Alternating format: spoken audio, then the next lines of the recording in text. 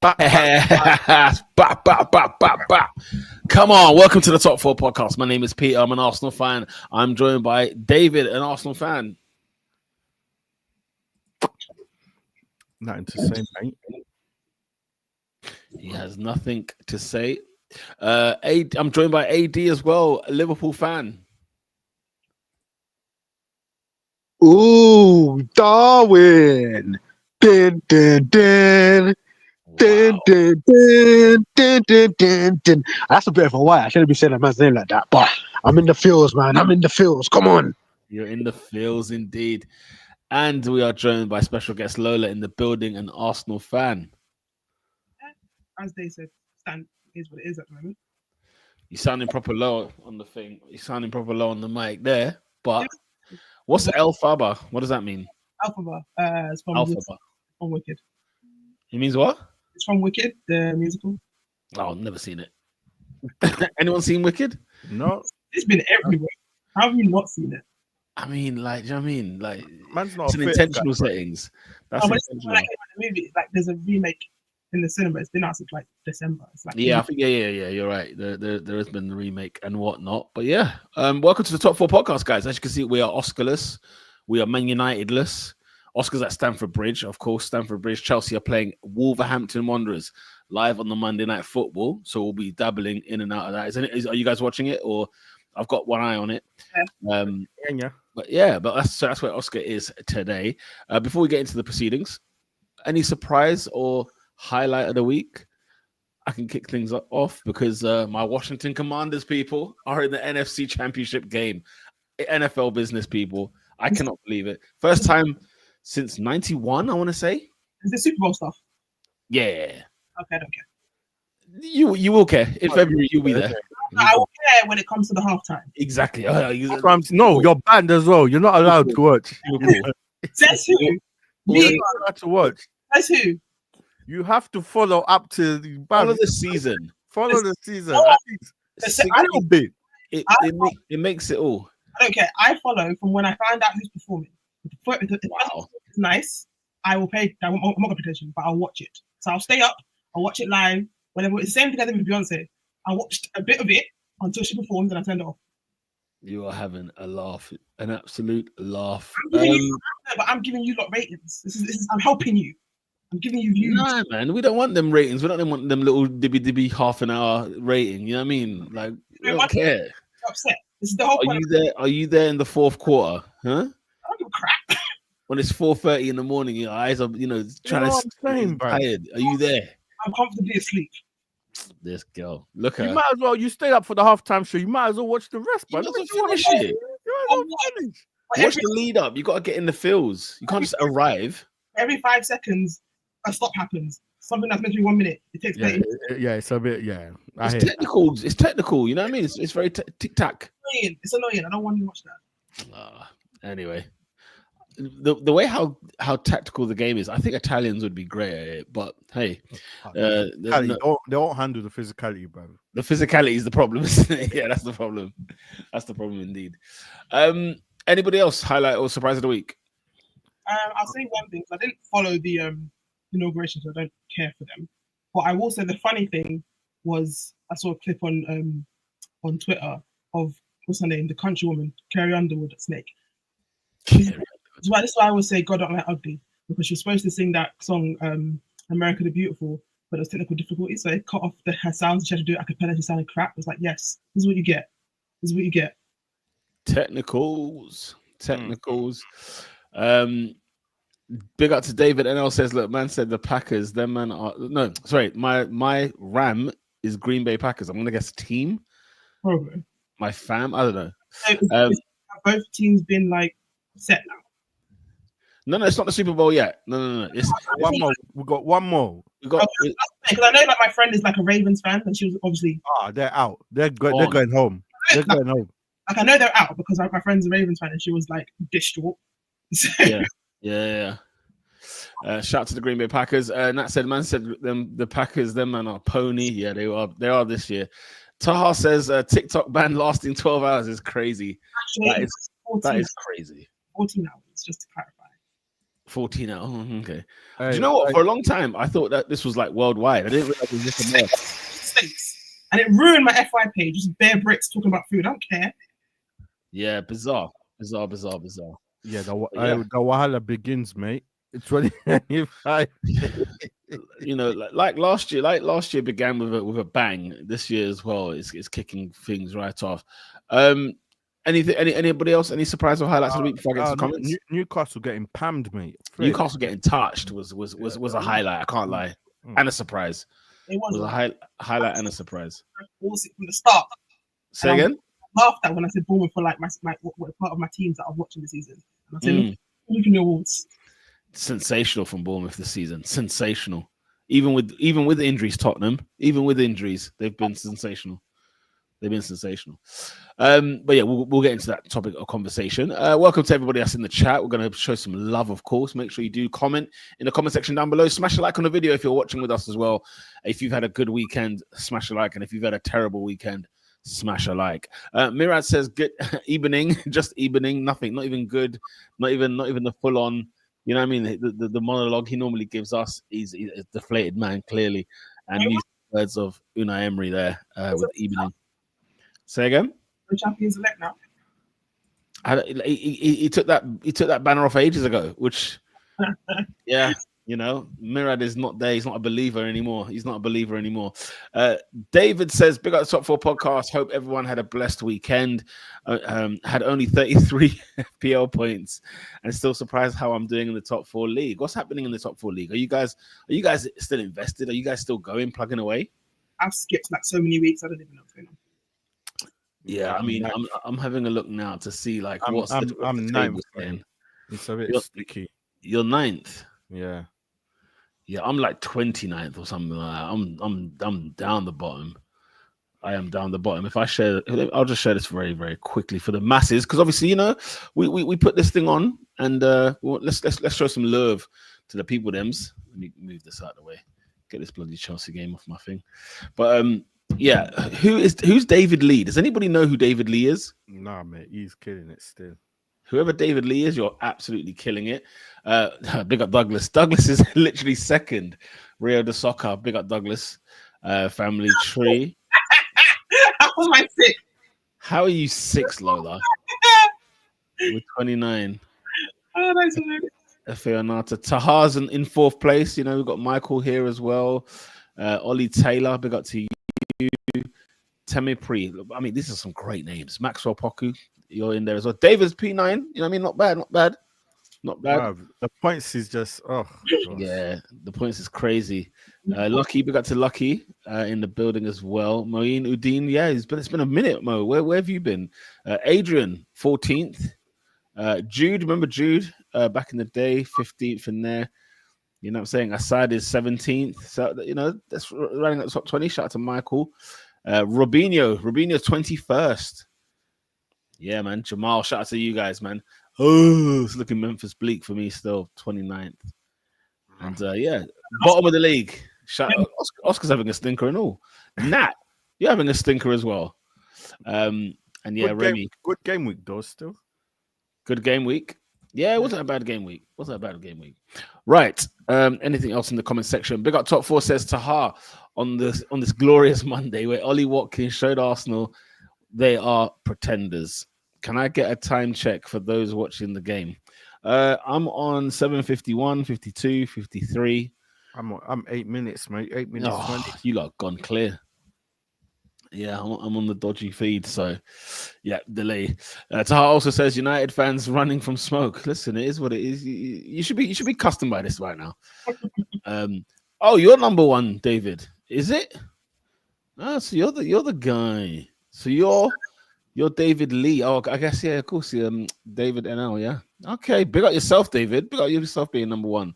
Hey, stop cheating, bruv. Yeah, stop cheating. Nat says, question of the day. What is your favorite lyric of all time? Me personally, Nas is like when he said, "Much success to you, even if you wish me the opposite." A favorite lyric? Wow. What? Yo,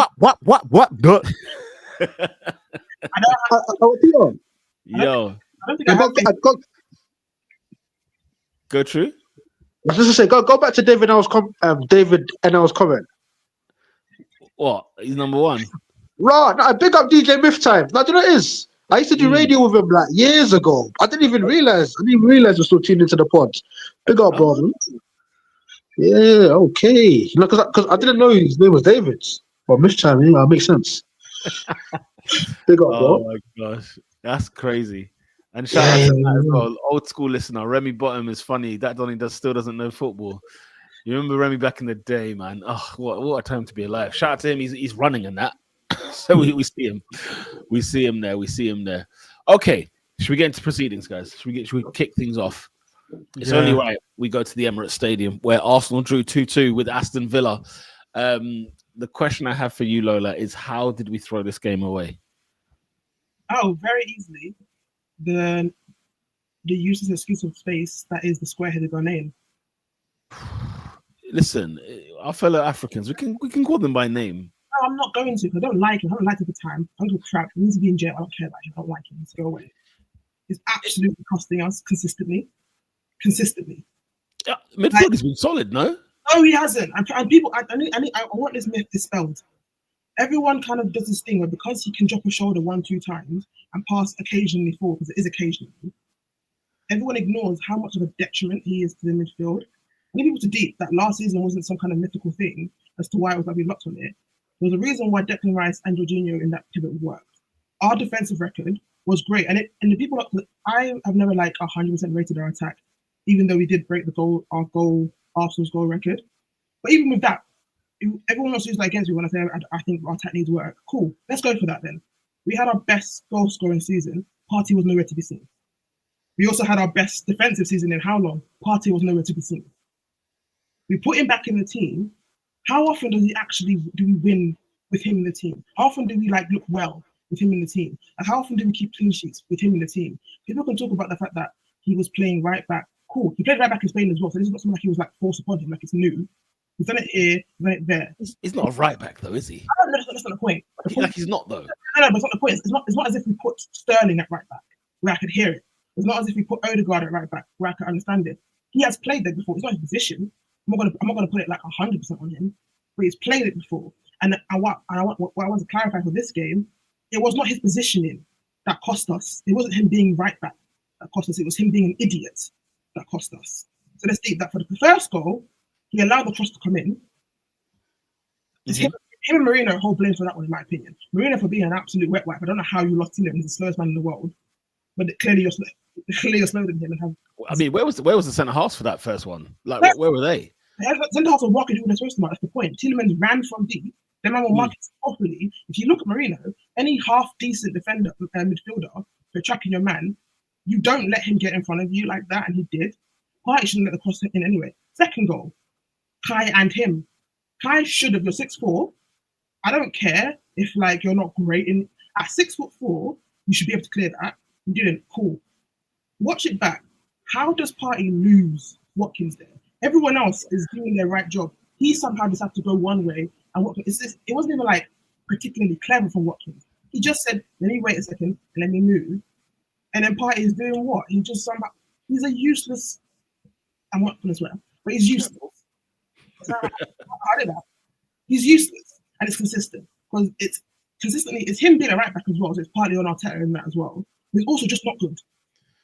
You cannot be the best six or a midfielder or just a DM or whatever position you want to call him is. And even when he's in midfield, he's an absolute liability in position.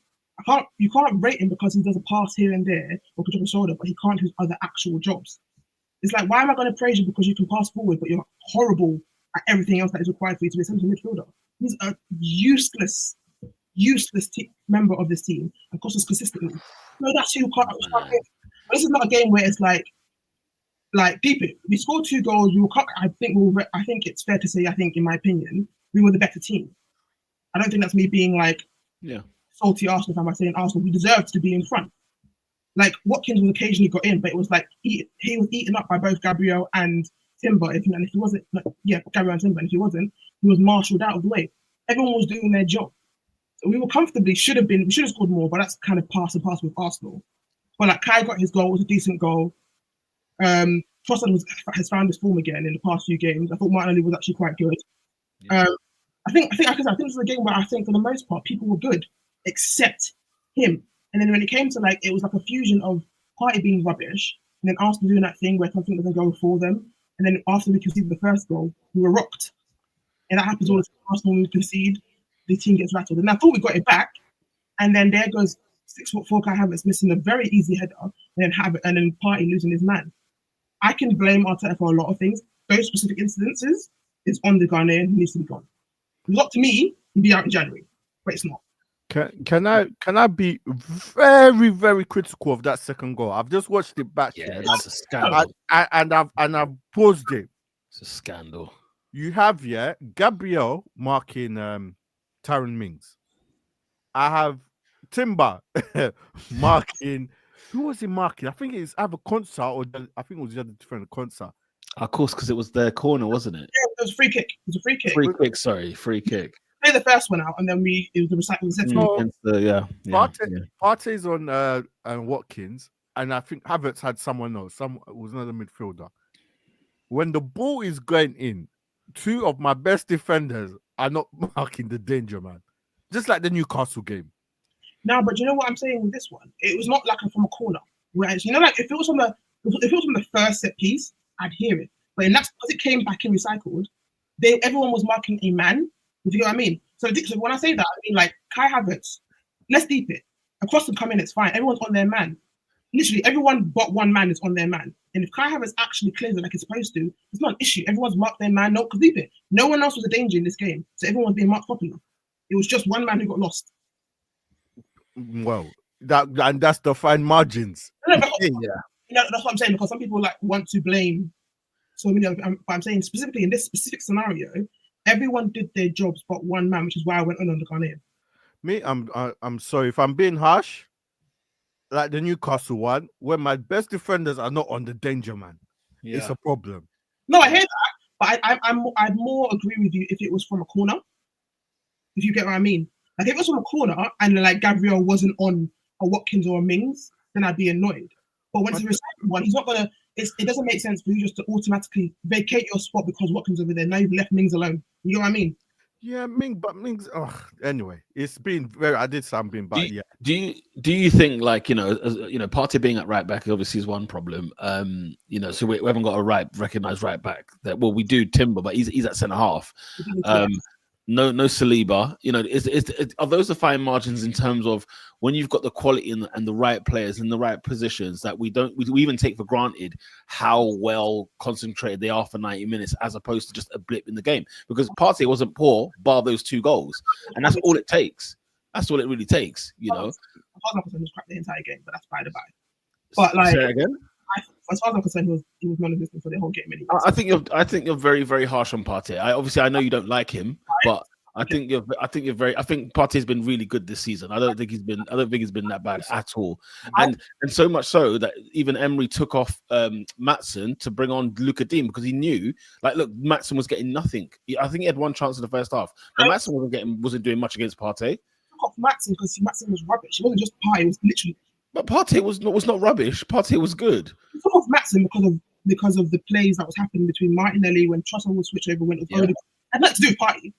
No, but I'm saying Partey done his job with him.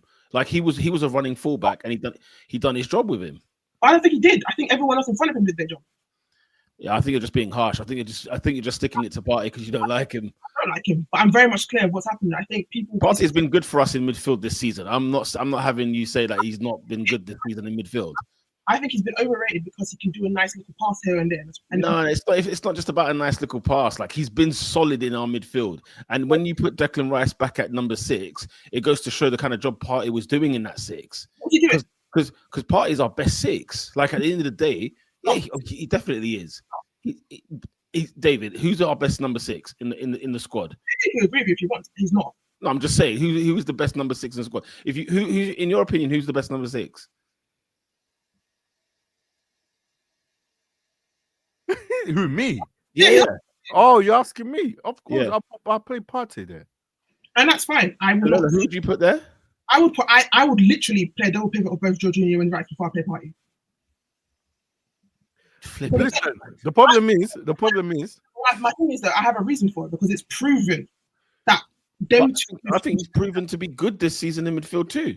I think it's proven to be fine and ignore because deep. What I've always noticed with this thing, whenever it's Partey in midfield, the gap in midfield is actually disgusting in both transitions and just in general defending because Partey is a coward who refuses to actually be a 6. He will automatically drop further back than my centre back because he refuses to be in midfield. And he gets bollocked by it every single game by Gabriel. Watch Gabriel whenever it's Partey in there. He bollocks him every single game. I'll keep my eye on him. The problem is, our midfield is just no good. I don't think it's not good. I think it's definitely just not levels that it needs to be.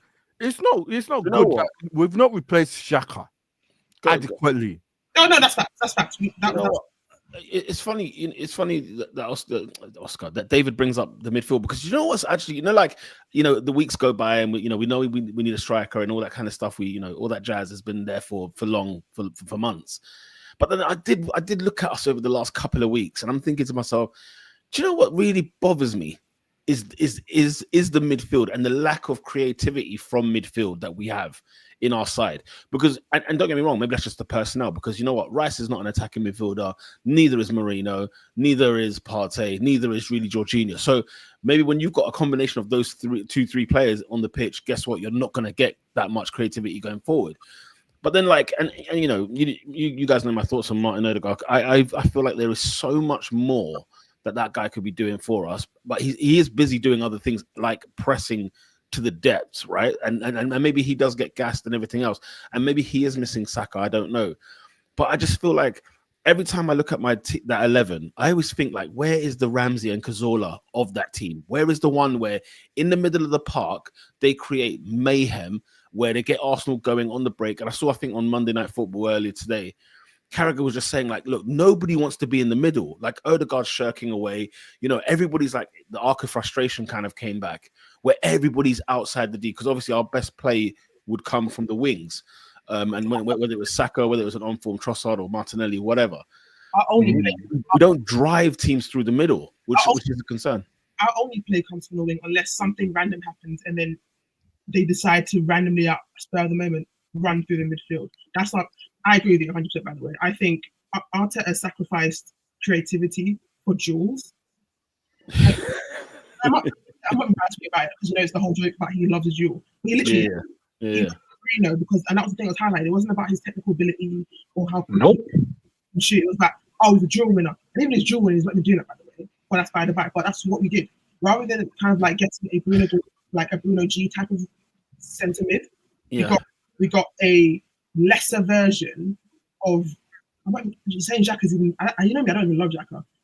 Saying the lesser version of Xhaka is even being nice to him because Xhaka could actually do something on the ball, as well as doing everything. Marino only can sort of do duels, and even then, because I deep it, you don't notice him on the pitch. And as a centre midfielder, you can't not be noticed. You can't, because even Odegaard, if he's not doing something brilliant, you will notice him.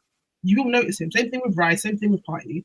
Marino, do not notice him at all, and that's a problem. You're a big man. You're a big man who's supposed to be in the middle of the park, and you are not noticeable. Is there any grace though for him in terms of it's his first season here? When he arrived, he got injured straight away. He got injured straight away in this team, right? And obviously he was out for however long. He's coming to a side that's not in the best of form. When he's been playing the games, the games that he's had often, I don't know. I just think it's a bit harsh. When a player's new, I give him a year. I let him go. Like, let him feel it out. Let him learn the team that he's playing for. He's not the aim was to win the league, bro. Like a £100 million player or nothing like that. We bought him for I think 30 or 40 million quid. Like, I'm not giving him grace because if it was earlier in the season when he first, because I think at the start of it was like he got the freak injury. Gabriel waits him, just jokes. Call you out a bit, and then he wasn't part of preseason. That excuse only runs for a certain amount of time. Then you add the fact that you're not a child. If it was like a 25, exactly, I'd hear it. This is a grown 28 to 29-year-old man. But he doesn't play consistently though, does he? He's in one game, he's out the next. And I hear you. I'm not judging him based on like a Rice level, Odegaard level. I'm not like going to be evil about it and expect him to be like a star man. But whether you play every single game or not, you have to play. Because the thing is, he's not even playing good. or right. He's just non-existent or bad. And that's not a case of like I can give you grace for saying, oh, it's first season, you're not a child. You can at least bare minimum do the minimum. He doesn't even do like whenever you look at the passing numbers of his, it's below so many of our players. It's actually hilarious. People who make Martinelli all these men for being like lack of technical or doesn't do anything. Mourinho does less. And again, you're a 28-year-old grown man who plays for Spain. You're an international. You're not even like a nobody who's not called up, like a random Spaniard, like our manager who barely got to play for Spain, if at all. You actually play for it. You were part of the team who won. When Zubimendi and you came on the pitch in the final and everyone was rating both of you, man. It was both of you, man. You were both getting rated. You know what I mean? Like, I'm not giving him in January the pass of being like, oh, he's not playing. No, he's bad. The same reason I'm not giving Sterling a pass. They're both being bad. I'm going to give you a pass with your grown men. I genuinely believe in consistency. If you play often and you get the games. Oh, we got a goal at Stamford Bridge, mate. Oh, talk to us, David. What's happened? After a long VAR review, Tosin has put the ball in the back of the net. They're giving it. Corner? Yeah. No, it was onside, mate. Whoever that last Wolves defender was is an idiot, bro. It's about bloody time. When was the last time we won again? He didn't come out quick enough, so yeah, played him onside. Boom, goal. Tucked it away, mate. So that was on VAR. What was the on-field decision? Do you know? No, they gave offside. Oh, they gave offside. Okay. Yeah. Okay.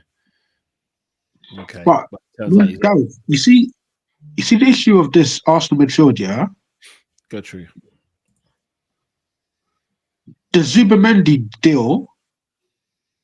If I was an Arsenal fan, I'd be concerned that Arteta's got far too much power because all the issues you guys are talking about, your lack of Cazorla, your lack of Ramsey, we're slagging off Mikel Marino.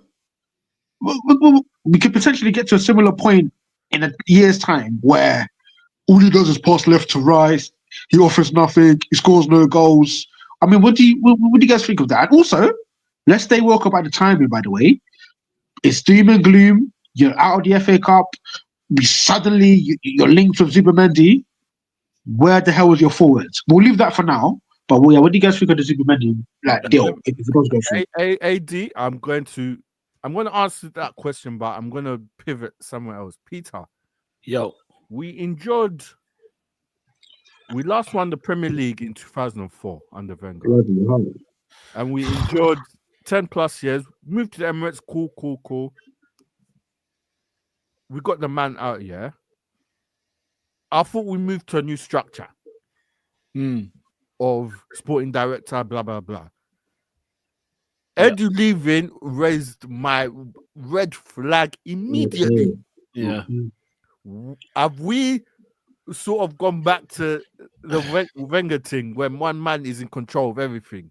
We were meant to move away from that. Did you see the story in the news that's been coming out, through Twitter and whatnot, that the reason for Edu's departure was kind of the fact that he kind of looked at the situation and thought, man, this guy's got too much power. Not that they had a beef or anything like that, but just it's almost like if I'm sporting director, surely I'm the man. You know what I mean? Like Mikel can't be the man with me. I'm the man, and I'll help and do whatever. Look, maybe Edu left because it was a better deal where he's going, right? He looks like he's going to be the CEO of 4 different clubs. I mean, like that's just a bigger step than being the sporting director of Arsenal. Sorry, like, do you know what I mean? He did it down 3 months before, no? Say again? Oh, but he did just allegedly he turned down that same role a few months prior. Yeah, I've heard that he's turned down the role, but I think the role was solely Forest. I don't know if it was. Oh, right. I don't know. You might be on there, but the thing is, so the Zubimendi one is one player that I think everybody would love to have, and Adrian's right in terms of the timing of this is, whilst this was whilst what's going on the pitch is happening, we've now apparently we may be signing somebody who is well thought after, right, from the big clubs around the world. And if Arsenal can get him and you can get your business done with him in the summer, fine. I can only assume Partey and Jorginho won't be here past August, right? I can only assume that. And so rather than, listen, we need the striker. Everybody knows we need the striker, but you get the striker and then you then, oh snap, Partey and Jorginho's gone. Now we've got to go back again and go ahead and look. Sometimes some deals are just easy to get done there and then. And they've just pushed early on that. Yeah, I was arguing with that with my friend. It's like, I am 100% that we need attackers. We need a winger. We need a strike. If up to me, 3 attackers and like 2 midfielders. But I know for the fact that in my head, I can like rationalize the logic of getting Zubimendi because realistically, Partey and Jorginho are going to be gone in the summer. Yeah.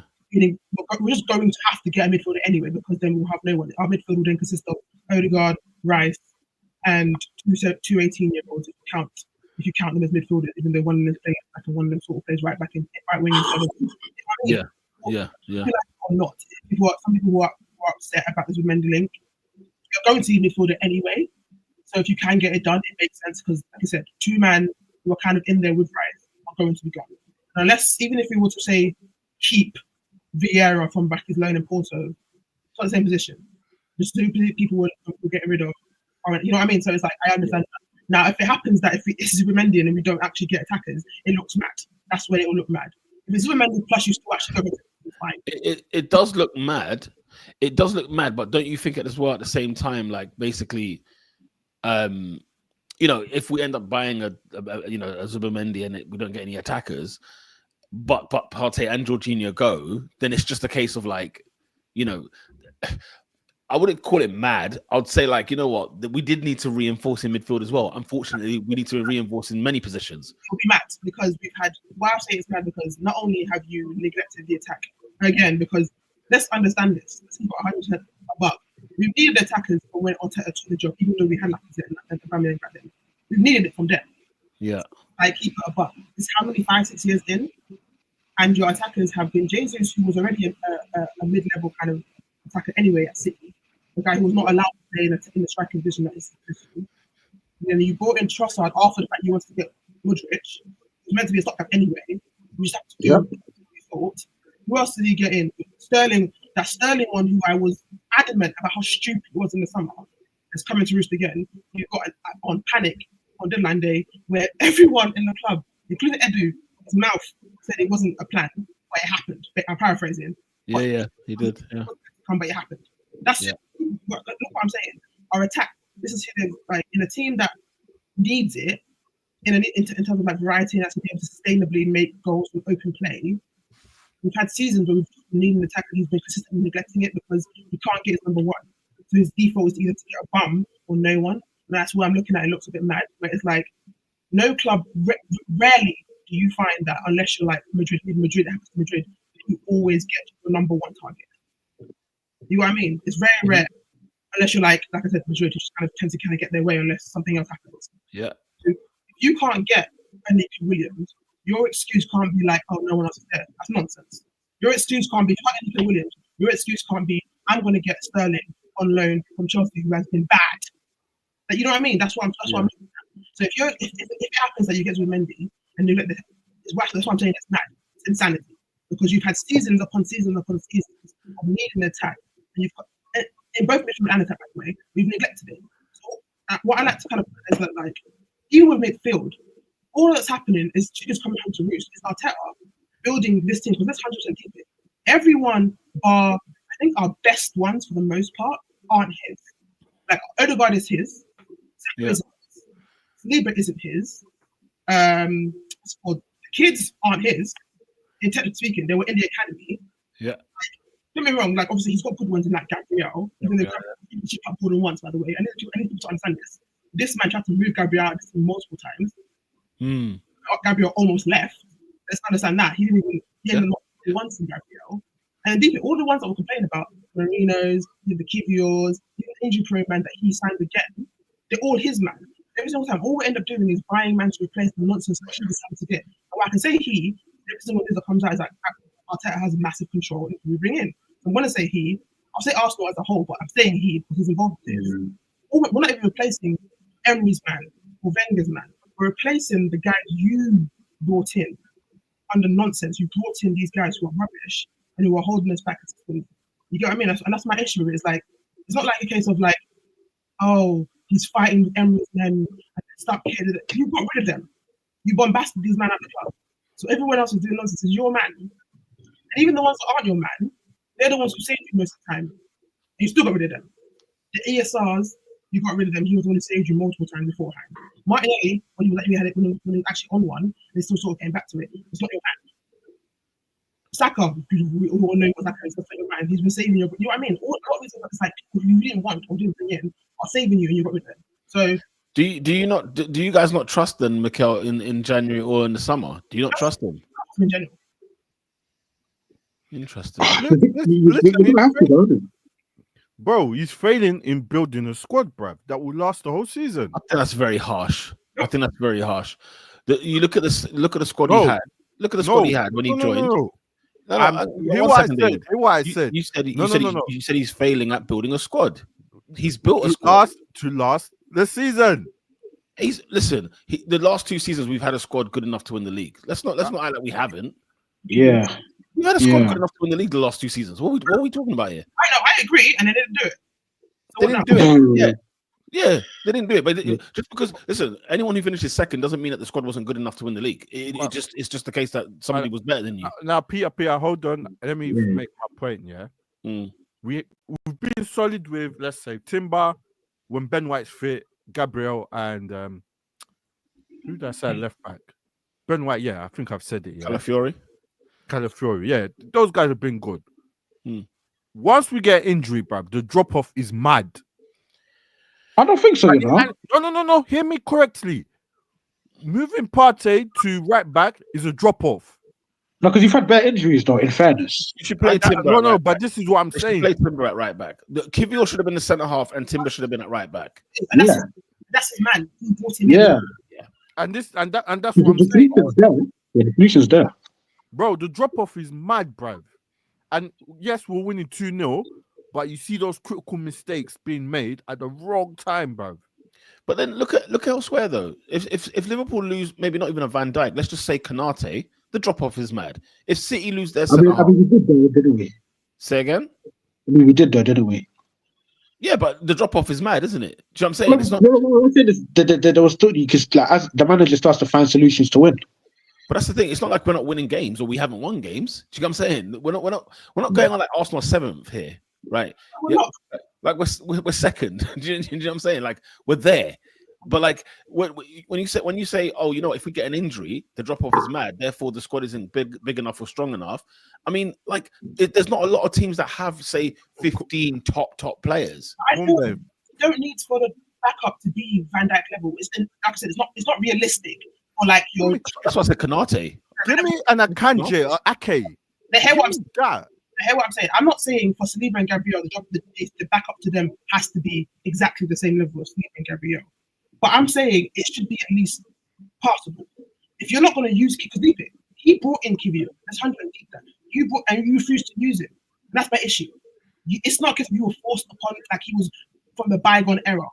You brought this man in and you refused to use your centre back when we are down a centre back, and then rather put the number 6 at the right back, and you have, you know what I mean? But it's I mean, look, our players. Look, we've had a few injuries here and there. You know, there's some people that have had some long-term injuries, and when one comes back, another one goes down. It happens, right? The Saliba one is a sucker punch because you know it kind of came out of nowhere. We didn't really know that he actually had an injury from the last game or from training or whatever the case may be.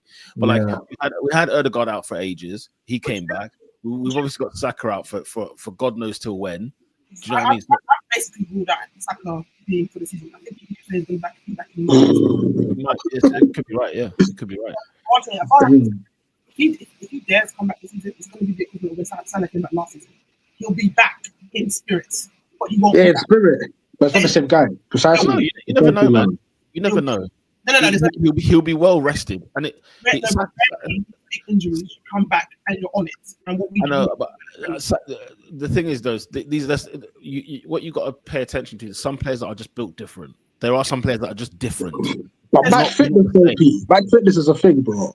No, fitness is a thing, but there's some players that do come back like they never left. I believe Saka could be one. I don't know. You're not classes like Salah as being built different. He came back and it was crap. I'm not talking about Salah. I'm just saying, like, I think Saka will come back and be different. Oh, I'm basing it more on a general thing. Generally speaking, Saka could be one of the outliers. He could it will be. Realistic team. When realistic to speak, if he comes back in March, I guarantee you he won't be the level he was. It's not gonna be. He'll be whatever. And he'll be fine for the season. But anyway, that's by the by. My point is, I also need us deep the injuries that happen to us are just based. A lot of them are based on the players. A lot of the players who are the injury prone, who you resigned, or the players who are from the ones who never ever get injured beforehand. So it's almost like it's load management. A lot of them are the ones who have been playing forever and are fine now getting their injury. And we were lucky before, where Odegaard, Saka, Saliba, Gabriel, these guys who you usually don't really get injured.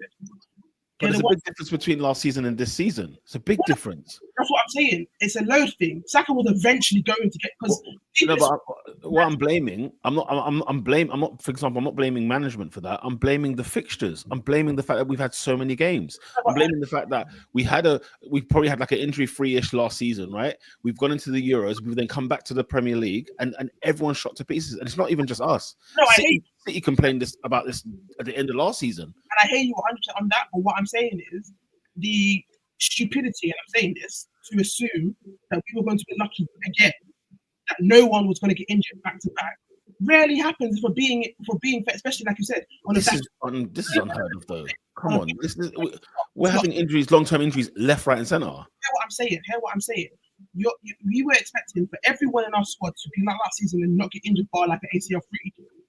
When on the back of everything you just said, on the back of all these tournaments, on the back of the load management, on the back of all these games, you bet this team who didn't get injured last season to somehow be lucky again. And even if you weren't lucky, it's stupid to think that's guaranteed to happen, to not bring adequate options. The adequate option for Saka was Sterling. Like, are we deep in this? That was your adequate. What that showed me is that they tried to buy a winger. They didn't get the winger that they wanted to get, and they went and settled for somebody else. What I'm saying, your options. But this is what I'm saying. Your options can't be if I can't get Nico Williams, I'm going to get Raheem Sterling. You're telling me no one else was available. It was just Sterling. Well, if your number one target is Nico Williams, it's like when Liverpool went for Van Dijk. They tried to get him in the summer. Southampton were like, no. They got him in January. For them, it's Van Dijk or bust. It's Van Dijk or bust. Sometimes, like, market opportunities present themselves, right? You're towing and you're throwing with Nico Williams. Brother, Kvaratskhelia went to PSG for like, what, 60 million euros? Are you telling me a player of that quality doesn't come in, bolster that front line, and not only for now, but years to come as a top quality left winger? And then guess what, Peter? In the summer, we're going to hear, well, we couldn't get the deal for Nico Williams, and you're going to end up with another guy anyways. Like, at some point, but there needs to be a degree of proactiveness. And I think that Van Dijk analogy is an anomaly, bro. Like, I'm sorry, like, there's quality attackers you could have used to bolster your squads. Plenty. It is an anomaly, but you have to... It's not just from this summer as well. It's from all the winners. It happens every single time. Oh, we can't get this winger or this attacker or this midfielder or this. So we're going to either get no one or get such a low-level version that is what's the point? Yeah, but I think you're being harsh because remember, Jorginho was bought when we were trying to get a midfielder that we couldn't get. Trossard was bought when we tried to get the winger that we couldn't get. Yeah. So we have made do. Like, to Adrian's point, we have done that whereby we've said, okay, fine, we can't get that guy. It doesn't mean it's the end. It doesn't mean we stop looking or stop buying. We go and get somebody, and there were good additions to the side. But sometimes say again. But I think there were always stopgaps, and they were in January. Both of them were January, right? Am I wrong? Yeah, same window, yeah. Someone wants it can highlight. I don't mind why managing. I wasn't a fan of him anyway. He's done well, but that's my thing. Is like January signing and sometimes it's different in it. Like I don't mind for the most part a January type level loan or / later. Because January is one of those. That's what it will be this window, isn't it? That's what it will be this window. Depends on the type in it. Trossard, if you will tell me that you thought he was going to be as good, I thought he was good. I thought he was a good player at Brighton. He'd be a good stopgap. Get someone else, some yada yada yada. You know what I mean? He's been better than I thought he was, but he's still someone that you all know is someone you don't want to keep long term, right? Nope. Both January signings, so it's calm. The fact that you can't, I don't like using that as a thing of like, oh, we couldn't get Modric, we got Trossard and he worked out well. This whole thing where we kind of stick it in the like, oh, but that worked out well, just do it again. I don't like this whole thing where we're just thinking, oh, because something that was meant to be mid happens to do better. But Lola, you know full well, had we not had signed Sterling, for example, we would have all rioted at the fact that we have no backup right winger or left winger. Fans are annoying. Fans are going to riot. But you would have not taken no Sterling over. You would have said no Sterling over nothing. Me personally, yes, taking no one. But then that's silly though. Because then, because what player would we have played now had there been no Sterling? Yeah, let me put it this way: everyone can answer this if they want to. if we played Cabia on our bench over Sterling on the week, would we have a different performance? Oh, I don't know. We have, I don't know. But would we have a different performance? listen, my thing on Sterling is simply this. He again. It's the who was the player we were just talking about? Marino. Like I need to have a run of games with this guy. I can't judge him. No, I can. I can't judge the guy. There's times he's come off the bench and he's been one of was it against United? He come off the bench, was one of our best players on the whole night. it was a decent cameo. It was in like 6 months. It was a decent cameo because it was a breath of fresh air because nobody was doing what he did in 3 minutes. For himself, he was okay. Yeah, but it's such a thing about. I don't know what I don't even know what to say. Like you got Martinelli on one wing, you've got Trossard, and then you've got Saka on the other wing. When you're going to buy that right winger, guess what? Or left winger, it's got to be someone that improves the first 11.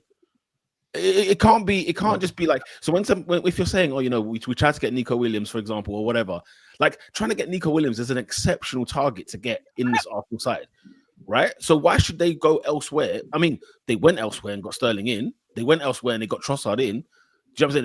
They've gone elsewhere and got Jorginho in, and everyone's saying, but these are all stopgaps. Well, yeah, they are stopgaps. If you can't get your number one target, your second best target, third best target, fourth best target is stopgap at best. The difference. Let me ask you, like, if we're looking at it at the time, based on what we knew, let's go back to the that was Trossard. When we got him, obviously we were linked to the training bread who turned out to be rubbish. But based on what we were doing, don't use like what we know now. But based on what we knew, don't lie and pretend like you knew he was like that beforehand. But is the gap between Mudryk and Trossard when we kind of swapped, was it that deep? No, because the truth. What helps Trossard's transfer is how bad Mudryk was at Chelsea. I'm saying at the time. At the time it was a disaster because Mudryk was the hot thing. It was a disaster. Yeah. But you know what I'm looking at? Because I didn't pretend like I knew who Mudryk was. The only thing I knew about Mudryk was that he was quick and that apparently Madrid clapped him in one game. I didn't watch that. I don't know if that was true or not. People were just doing that thing in the Twitter. Yeah. But why I wasn't mad at Trossard because I saw him at Brighton and I knew he at least was useful. You know what I mean? Like he wasn't the quick guy that Mudryk was. That's the same thing I know Mudryk was quick. He was having a good season, Trossard. Yeah. I mean, so he had a good season. He scored a hat trick, I think. He had a good season. He scored in big games. He's used to the league. All that thing. So it made sense that like if you couldn't get Mudryk, cool. Trossard was a nice stopgap, and he turned out to be even better than Mudryk, right? Yeah. The thing I have with like someone like Sterling, he's been falling off a cliff this season. That drop off from Williams to Sterling made no sense to me. That's why I'm looking at it. Yeah, and I think what you guys have to remember as well is let's be under no disillusions. Arsenal lost out on a league title last year by 2 points. And coming into this window, you're thinking, okay, what are the players that are going to come in and bridge that gap so we can get it over the line? And I'm so sorry, you can't say, I want Nico Williams and one breath, and then you end up with Raheem Sterling and a bargain basement thing on a loan.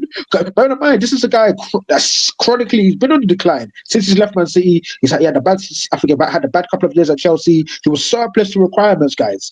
They didn't even put him in the squad opening day of the season. Do you remember the Raheem Sterling we found?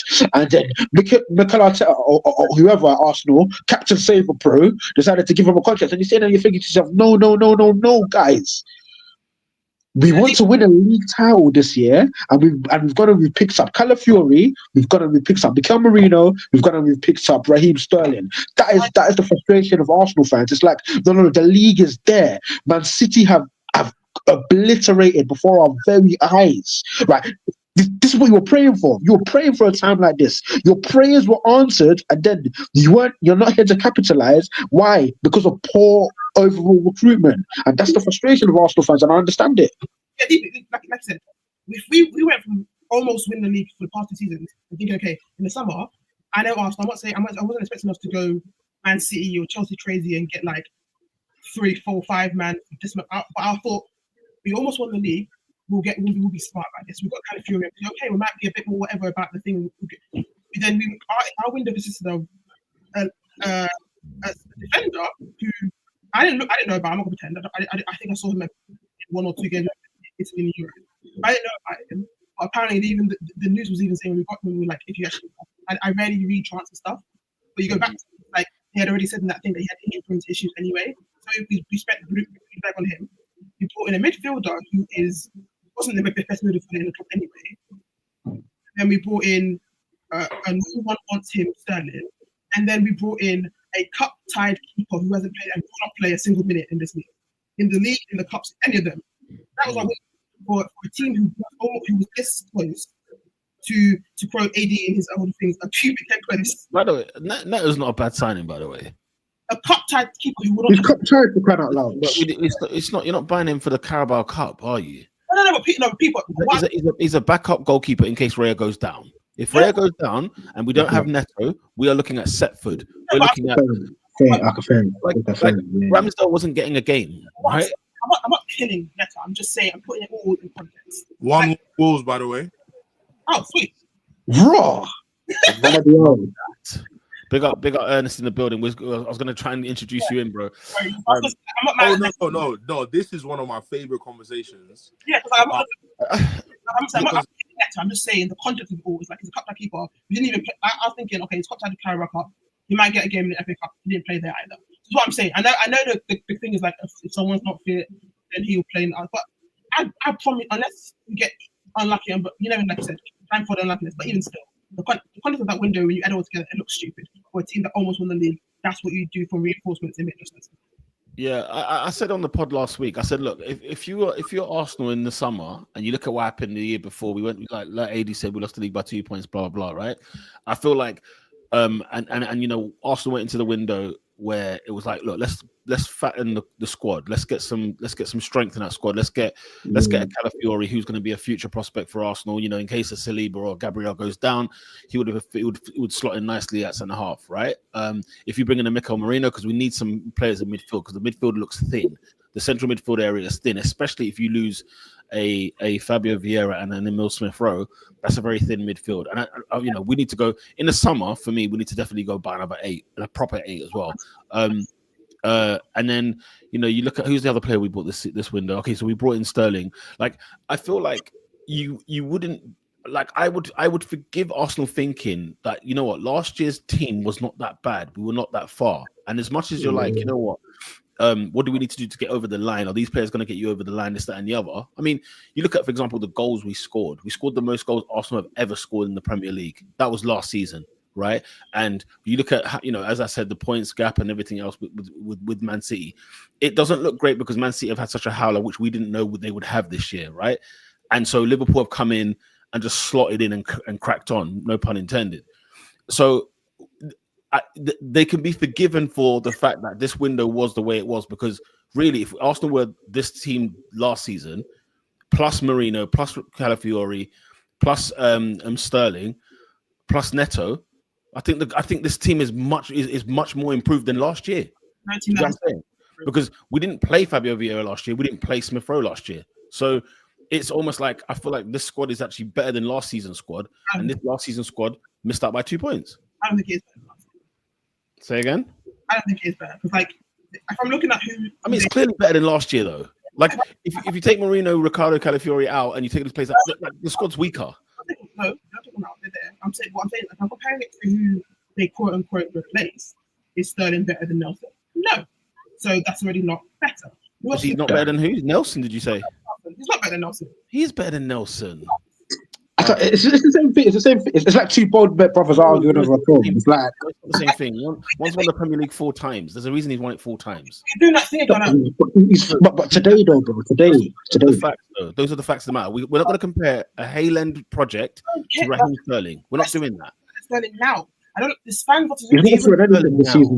even Sterling now. This is not what I do. This is why I don't like people doing. It's like when they do that whole thing where it's like, well, they were great before. It's not about that. If you have your 11 now, I'm not picking Reece Nelson over Raheem Sterling. Okay, good for you. I'm picking Sterling. That's what I'm saying. It's like I don't use this thing where because he won at City, he automatically has to be good now. He's not. No, he's clearly got quality. Let's not just eradicate what he's done. He's obviously got quality. He's obviously a much more quality. He's a much better quality player than Reece Nelson. Hasn't done anything. It doesn't matter. He's not now. I'm saying today, you're telling me you're going to pick Reece Nelson. Is he getting games, by the way, at Fulham? Right. He's been injured. Okay, fine. He's injured. But I'm having. looking good though. He was coming off the bench, but Listen, if I say Sterling's better than Reece, it doesn't mean Reece is bad. Let's be very clear. I'm not saying any of that. I don't think you see that. What I'm saying is like the argument that what's he done doesn't work for him because technically speaking, what's Saka done? We know he's better than clear of damn near majority of right wingers in the world. Saka ain't done that. He won anything. He won an FA Cup and he didn't play. I mean, so like I'm not going to use because Sterling is who Sterling is. He's a great Premier League. But I'm not looking at the great Sterling. I'm looking at the washed Sterling. That's what he is.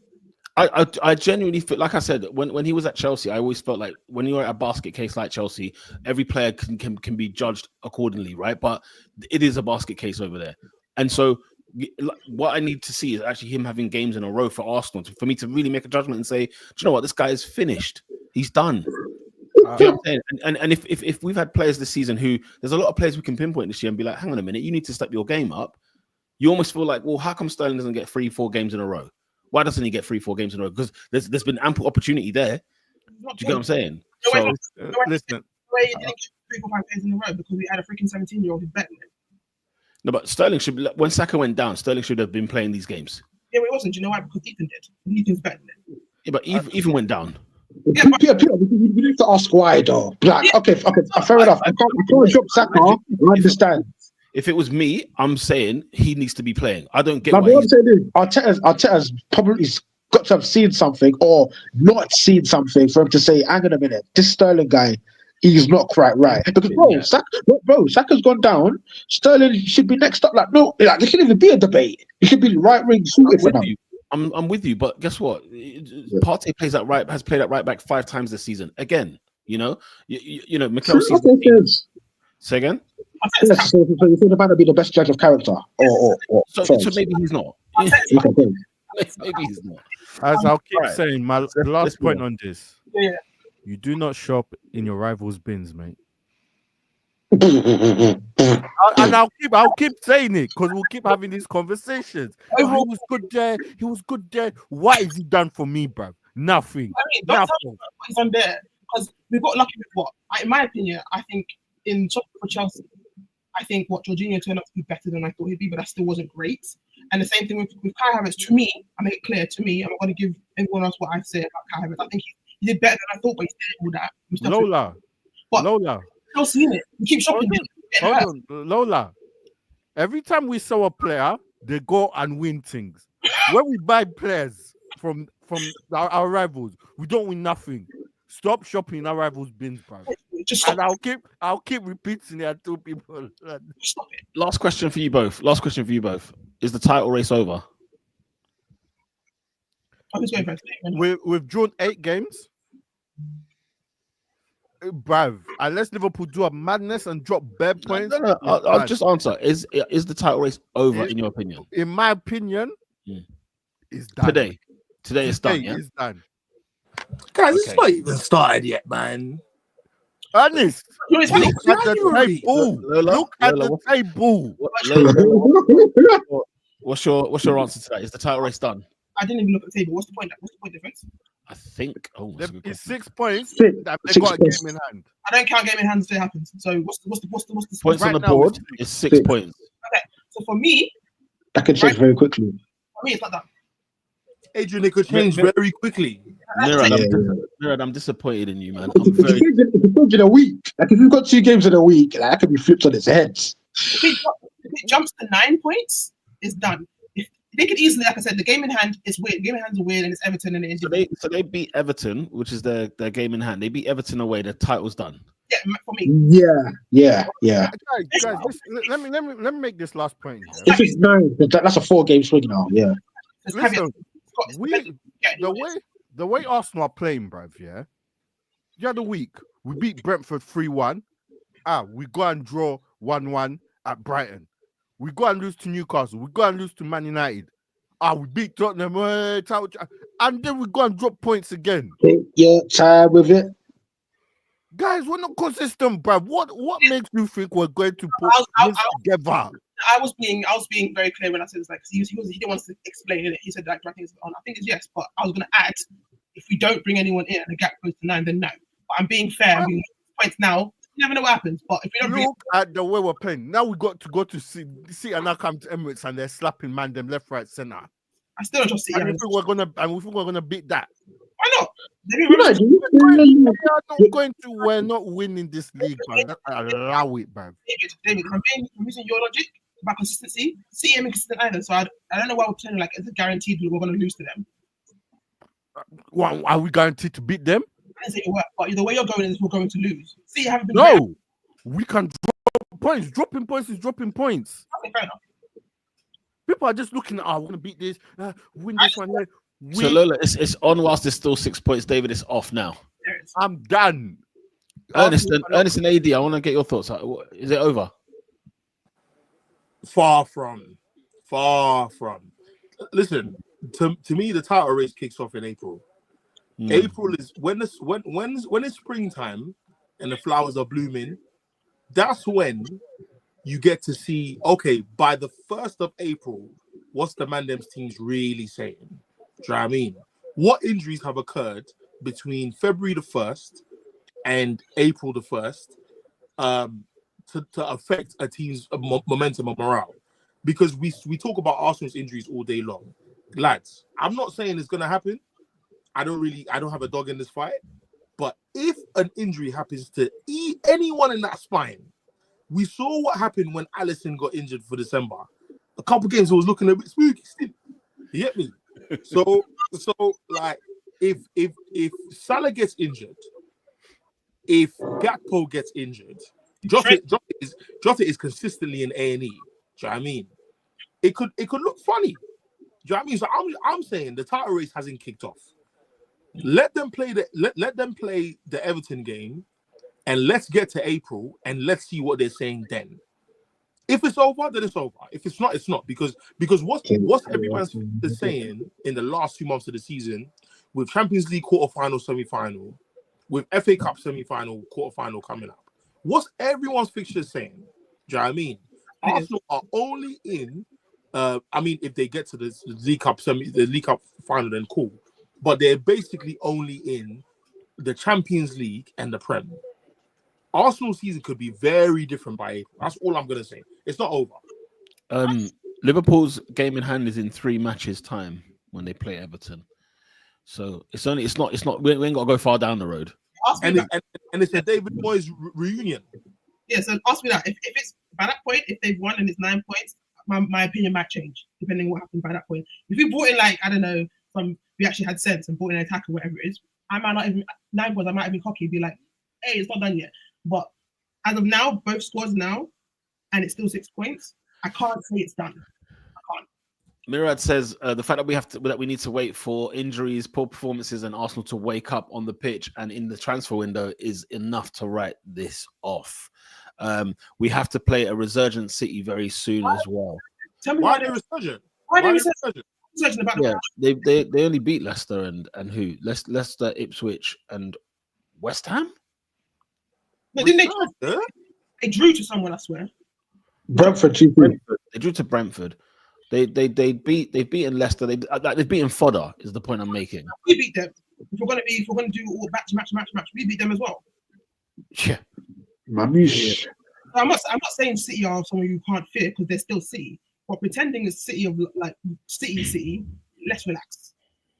Hey, by the way, whoever this new Murad is, he's humble. Relax. Yeah, man. Do you know what I mean? Like, it's good. It's good to see humility in Arsenal fan. Come on, I was told I was delusional. It takes one to know one. This is delusional talk. Wow. Yo. Wow.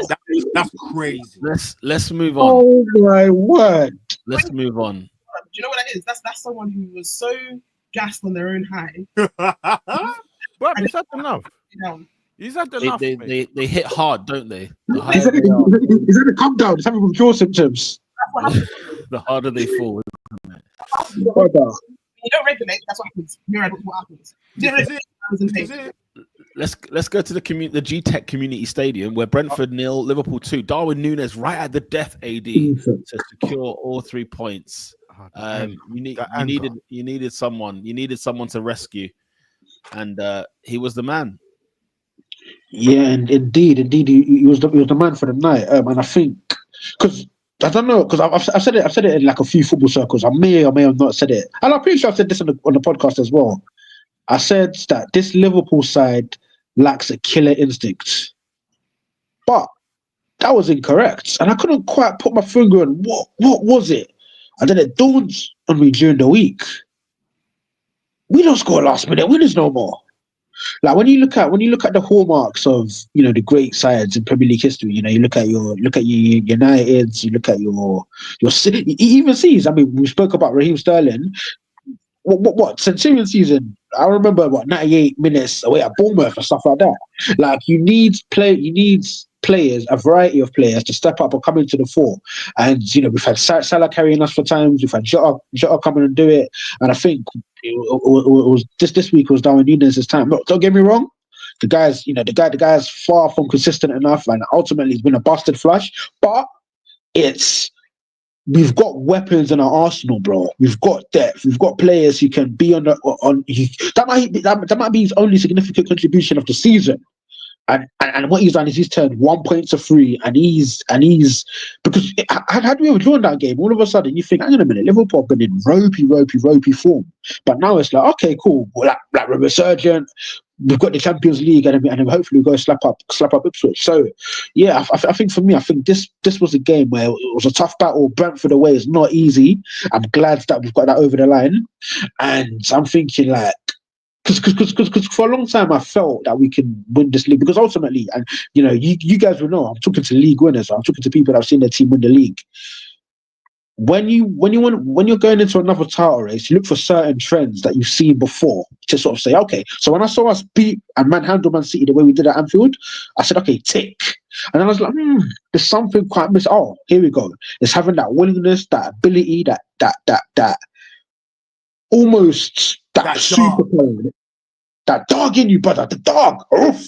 We had that dog. You gotta keep going. You gotta keep going, and we kept going, bro. So over the middle, and I think our performances have not necessarily been the greatest, but we're starting to dominate. We're starting to just shoot on goal again, and yeah, man, big up the Reds, up the Reds.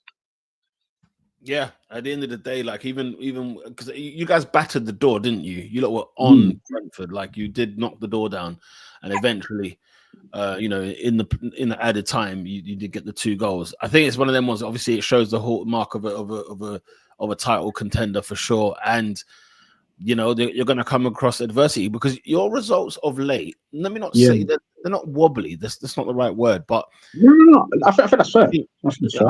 Wobbly's too strong in my opinion. But like the fact that there's a draw against Man United, there's a draw at City ground, there's a draw. Where was the other draw? You had another one.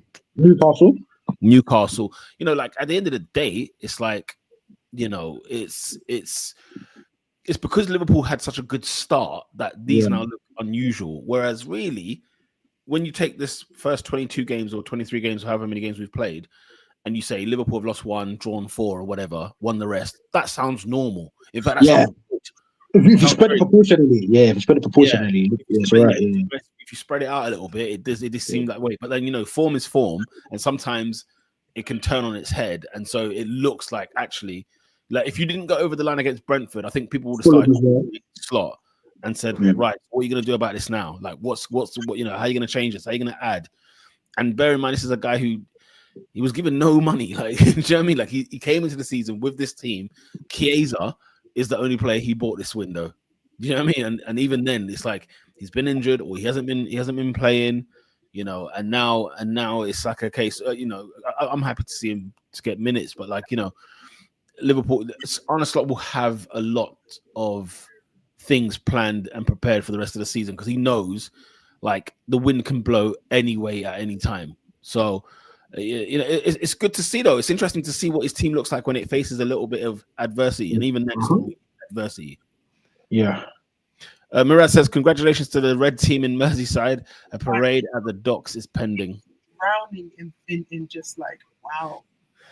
Yeah, he's finished. He's a beaten man. And that says AD doesn't deserve to rate Slot. Man wasn't having him when he got linked to the job. Well, two things, right? First of all, I'd never heard of the guy's name before. So just because now he's a Liverpool manager, I'm not just gonna fall into his arms and say he's the best thing since sliced bread. And then secondly, guys, correct me if I'm wrong, Peter. I done my research, and then I said, hang on a minute, whoa. This guy is very well suited to the club, and I spoke about this, the types of players who I thought would improve under him. You know, your likes of your Curtis Joneses, your likes of your McAllisters, and I'm even going to mention your likes of your Dominic Szoboszlais here. All of a sudden, since he's come back from his injury and he's growing his hair out and he's got this funny, I don't know what going on, right? Yeah. Now this is a player who, because I've always said that for me, physical specimen, like we can't knock him for that. But it's for me, his decision making is abysmal. And I've always said that the reason why I think a part of it, obviously some of it is poor play, but a lot of it, in my opinion, is he's not stepping up and saying, I'm a key man in the squads, like what I am at Hungary. He's not stepping up and saying, right, I'm just gonna lace, I'm just gonna ross it and see what happens. He done it on Saturday. He hit the bar against Nottingham Forest. Okay, we don't win the game, fine, but he's a driving force where he's constantly taking it upon himself. He's rolling up his sleeves and he's trying to make stuff happen. And don't get me wrong, like his numbers aren't fantastic. You know, he's a £70 million midfielder. You know, it's still a very, very low bar for him. But at least we're seeing this is somebody who the manager's worked with. He's getting more stuff out of him, and now he's a vital proponent. He's a vital clog in our side moving forwards. And I think, you know, as I said, I think for me, you know, just to sort of touch on that on his slot point. Now, you know what? He's a completely unknown entity, but guess what? Fast forward to January, you'll probably say that there's maybe only been about 3 real losers. Everybody else has improved under him. So, yeah, man, good stuff. Not saying that when I told you, man, about him, he was at my beloved Feyenoord, and you lot were saying it's the Eredivisie. Yeah, because it's the Eredivisie. Sometimes it doesn't work. Ten Hag came from the Eredivisie for him. Van Nistelrooy's come from there. What's going on over there? Is he slot, yeah? I know this is going to sound really silly. Whoa. Adrian, stop. Hey, David, did you hear what I just heard from your Gooner comrades? Yeah, I heard that. What did you say? What is he trying to claim about Eredivisie Feyenoord? Hey, brother, you need to relax, mate. First of all, if my Dutch team is Feyenoord, just FYI. Brother. FYI. There is not substantial evidence to suggest that you're out here being Mike Ross, being Harvey Specter. I'll be honest with you. Let's calm down, brother. The Dutch football coverage in the UK is very limited. It used to be on Sky Sports. And thank Jehovah it is. No, man, because that league is trash. There were some good days of like Vitesse Arnhem versus Roda. You know what I'm saying? There was some good games. But man like the Willem too, you know. Let's calm down. Herenveen, bro. What's man talking crazy. About? Wait, when Van Basten managed Herenveen, I was invested. I was all over it. I was like, yep, this is the time. Don't forget, Steve McLaren's FC20, Dick Advocaat's RZ Alkmaar. Come on, man, guys, come on. I think he's the Eredivisie correspondent on Top 4. Yeah. Let's go, man. Let's go, bro. Let's go. Well, like Pete Laurent, you know? And Sparta Rotterdam, you know what I'm saying? The Rotterdam derby, you know what I'm saying? Everyone just knows Ajax. That's what they do. Fans need to do this thing where they think that having an opinion once means you can never change your mind. If AD wasn't an automatic fan, sorry, give him a second. Now, saying that someone doesn't deserve to rate slot is crazy. Mental. But let me watch the video at least. It's his manager. People see a name like Arsenal fans with Mudryk. Do you know the gas and the video? And all that was happening because he was this big quick guy, and obviously Arteta wants to spend his money on him. He must be great. What happened? Now all these accounts that were doing such big prop on him. And then we went. Someone would be better than Suarez. Someone was saying that he was going to be Ballon d'Or. So I'm just saying, that's crazy. And change their minds. You see this era of football, whatever banter, Wonder Kids or whatever. It's absolutely shocking, mate. Oh gosh. The thing is, the Ballon d'Or, you know instantly from birth, 16 years of age, whether who's going to be Ballon d'Or and who's not. You know that already now. Do you know what I'm saying? So, what did Vegas say? Started along the blinds. Yeah, like technical ability. After 12 years old, if you do not have the technique, you're a serviceable player, but if you're not teched out already, it's not going to happen. You'll just be a good. It's not going to happen. Speaking of a team that lacks technical ability, let's go to Manchester United, shall we? Let's move over to Old Trafford, where they got beaten again to Brighton over Albion at home, 3-1, just like last season. And Carsley returned, man. It was literally, Brighton are a good team. Let's have it right. They're a good side. They're a half decent side. You know what I mean? And we know they were always going to give Man United some drama, some trouble. But again, it was the drama, the trouble, and then the mistakes. Ernest, I mean, did you even watch this game? How bored are you of this? But you know what? I think since Ten Hag's since the Wolves game he played at the beginning of last season, I watched United to strictly collect empirical data. You're not doing it for the love of the game no more. No way. For the love of Hoyland, you're crazy. You're mad. What about the low on the wing? Huh? Hey, my list is not looking spooky anymore, is it? Ernest, before you my go, list of players I want to leave the club isn't looking spooky anymore, is it? Ernest, before you go, bruv. Remember, I was saying, you lot that's triggering Maguire's thing. I told you, man, stop triggering clean house. No, but you know what? Yeah, I know he's not at fault. No, I want Maguire gone.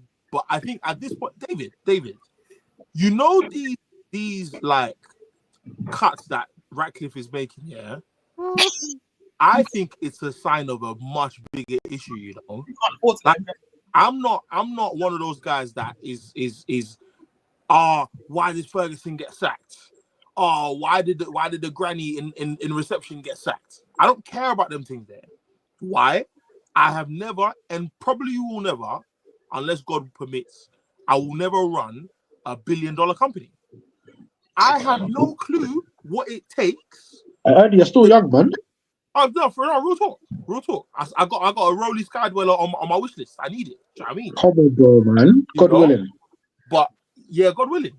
But ultimately, I think people are going overboard and assuming the most in thinking that we actually have the same level of gravitas and pull and finances that we used to have. Do you know what I mean? When we signed Lenny Yoro, one of my boys, Chase, he was like, shout out Chase. He said, Yoro is the last. This is Manchester United we're talking about. He's the last one. Like, we can't go to a club and say, we're Man United, you know? Wow.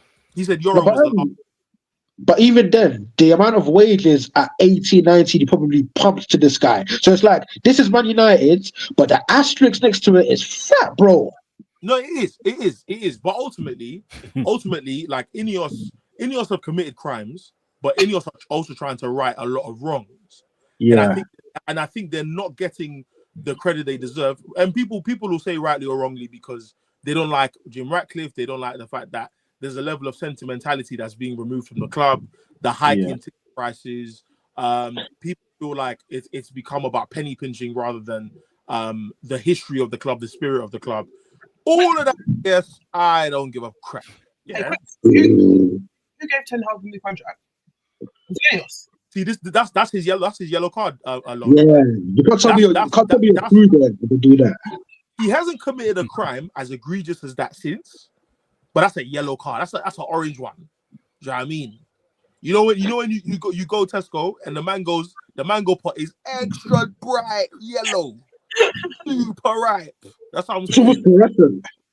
That's what I'm saying. That's what Ineos are on, because the mountain of absolute poo that has come since Ten Hag was allowed to do this extension, like they're mad for that. Do you know what I mean? Because ultimately, I think worst comes to worst, you let him run out his last year, and then you don't extend, or you say, Rude, this is you until we get a new manager. Do you know what I mean? But he didn't have to stay simply because he won the FA Cup. But anyway, I digress. The Brighton game was just another game. It was just another game of, you know, where they're going to catch us slipping.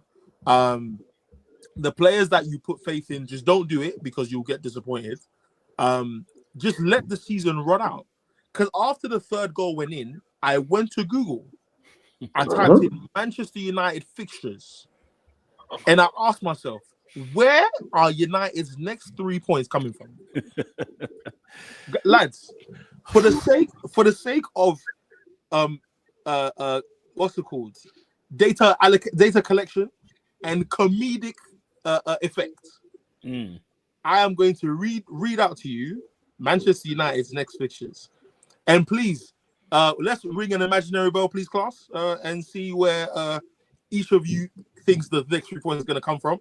This is just going to be Premier League only. Sunday the 26th of January, away to Fulham at Craven Cottage. Any takers, please? No, move on. United at home to Crystal Palace on the second. I'm gonna dig. 3 points or do you say points? You Adrian, are you digging? I'm digging. Okay, cool. Palace, he's gone early. Okay. I've gone early. Manchester United away to Tottenham Hotspur on the 16th of February. 2 days after Valentine's Day. Ding. That romantic pebble. It's slow. On the 22nd of February at 12:30, I'm assuming this is a Saturday, we are away to the blue side of Merseyside. A Manchester United themed reunion, one would call it. Over Moyes' dead body. Did you say that's like Goodison? Over Moyes' dead. From home. Bro, you're gonna get a cold day in hell before you see Moyes lose that game. Let me tell you that for free. He ain't losing that. No chance. Manchester United at home to Ipswich Town on the 26th of February at 7:30. By the way, there's a win. On the 8th of March, after the international break, we return to Old Trafford against the team from North London, the Red Side. Oh God! Manchester United at home to Arsenal. Ernest, you know you might beat us after the international break. We go away to United. Okay. I will give you a free trim if you can tell me who the goal scorers are going to be. Yeah. I'm a bust. Nah, man. You know what? And Bruno Fernandes as well. To be fair. Bruno Fernandes. On the 15th of March. Sorry, Lola. Sorry. That's fine. I was going to say, for all their fault, Man United have this weird thing about turning up against big teams. So you never know. So on the 15th of March, we face Ruben Van Nistelrooy's Leicester City away. Smash! Ding. Break glass. Emergency break glass. And there's also spoiler alert. It won't be Ruben Van Nistelrooy in the dugout on that day. Let me tell you that. The stat that I heard about Leicester City this weekend, I didn't even realize he was there for that many games. I'll leave it there. I didn't even realize he was there for as many games as he's lost in a row. Didn't know it happened that quickly. What's the stat? Okay, I'm sure I heard he's lost his last 7 in a row. There we go, 2-1. Has it matched Tottenham? Cucurella. I'm pretty sure I heard Ruben's lost his last 7 games in a row for Leicester. I'm pretty sure I heard that. That's crazy. Wow. The next fixture on the 1st of April at 7:45, away to Nottingham Forest. Oh, forget about it. Don't even bother. Don't turn up. In 4 days' time, on the 5th of April at 3:00, with 2 new signings, one from the French League, one from the German League, we are in the Manchester Derby at 3 p.m. Why it's at 3 p.m. I don't know. It's April though, it might change. AD, I'll just confirm that you are correct about the Ruben Van Nistelrooy stat. I've just looked at the games. 2-0 lost to Fulham, 2-0 lost to Palace, 2-1 lost to Villa, 2-0 lost to City, 3-1 lost to Liverpool, 3-0 lost to Wolves, and 4-0 lost to Newcastle United. That's crazy. Wow. He's had one win. He's had one win as manager. That's insane. The next fixture, 12th of April at 3 p.m, Newcastle away. Never mind. 19th of April, Manchester United versus Wolves at 3 p.m. Dodgy. That's a win. Yeah. On the 26th of April 2025, we are away to Bournemouth at 3 p.m. A lesson. On the 3rd of May 2025, We are So, playing Brentford away. Ah. Tough. Have you won away at Brentford since they've come up? One away. Yes, we have. Yes, we have. Okay. I think we beat them 3-1 or 3-2. Yeah. Okay. I On can't the 10th remember. of May 2025, we are facing West Ham at Old Trafford. That's a win. That's not good. I don't know. Next A game. rejuvenated Graham Potter, West Ham. You I never don't- know. At that We'll point, see. they We'll regret see. they're not winning now. So the last two fixtures of our season included Chelsea, who might or might not be in the top four, and then away from home, by the way, and then Aston Villa at home, They're who losing, probably would have secured their European spots. they're losing both of them games. Yeah, Unai Emery's getting 3 points Boy. for sure. So yes, so the Right. point I'm making is Amorim, and to be fair, I didn't really want to talk about the game in the podcast today because I'm not saying anything to you that I haven't said before. Yeah. Maybe the only point I'm gonna make is that do you guys finally understand what I'm saying about Kobe Mainoo? It's a good If you line. watch the game, do you understand what I'm saying? Because I don't know that GQ video where he talks about eating digestive biscuits. Yeah, that's the thing. I've That's a concern. always been, He's looking fresh though. Next to Cole Palmer. I'll say it before. I've always been a fan of Kobe Mainoo, but I've always think he's quite slow. So he He's needs too Ghanaian for his own good. to. There you go. He's too Ghanaian. I've said this from his debut against Everton. He plays like he's telling his youngest brother to get the remote for him, and he's next to the remote. He's the I saw Kenke. the thing saying he's arriving at his dues at 2 a.m. That's what I'm saying. I think he's got ability, he's got age, he's got all the things, he's got sense, but he's just so not cumbersome. He's too relaxed for a youngster. Yeah, because like He's way too relaxed. it's too early. It's obviously too early to compare. But I will say in terms of like when they both of their debuts and how they play, it's like looking at like Miles and Kobe. Like they're both obviously midfielders, also playing left back. Not Miles is playing left back, but there's a difference in how they play. If that makes sense. Intensity, which they go. Urgency, intensity, PMP, all that stuff. Do you know what I mean? Like it's not. I feel like with Kobe Mainoo, as someone who's gone in, I'm like, bro, I'm not sure.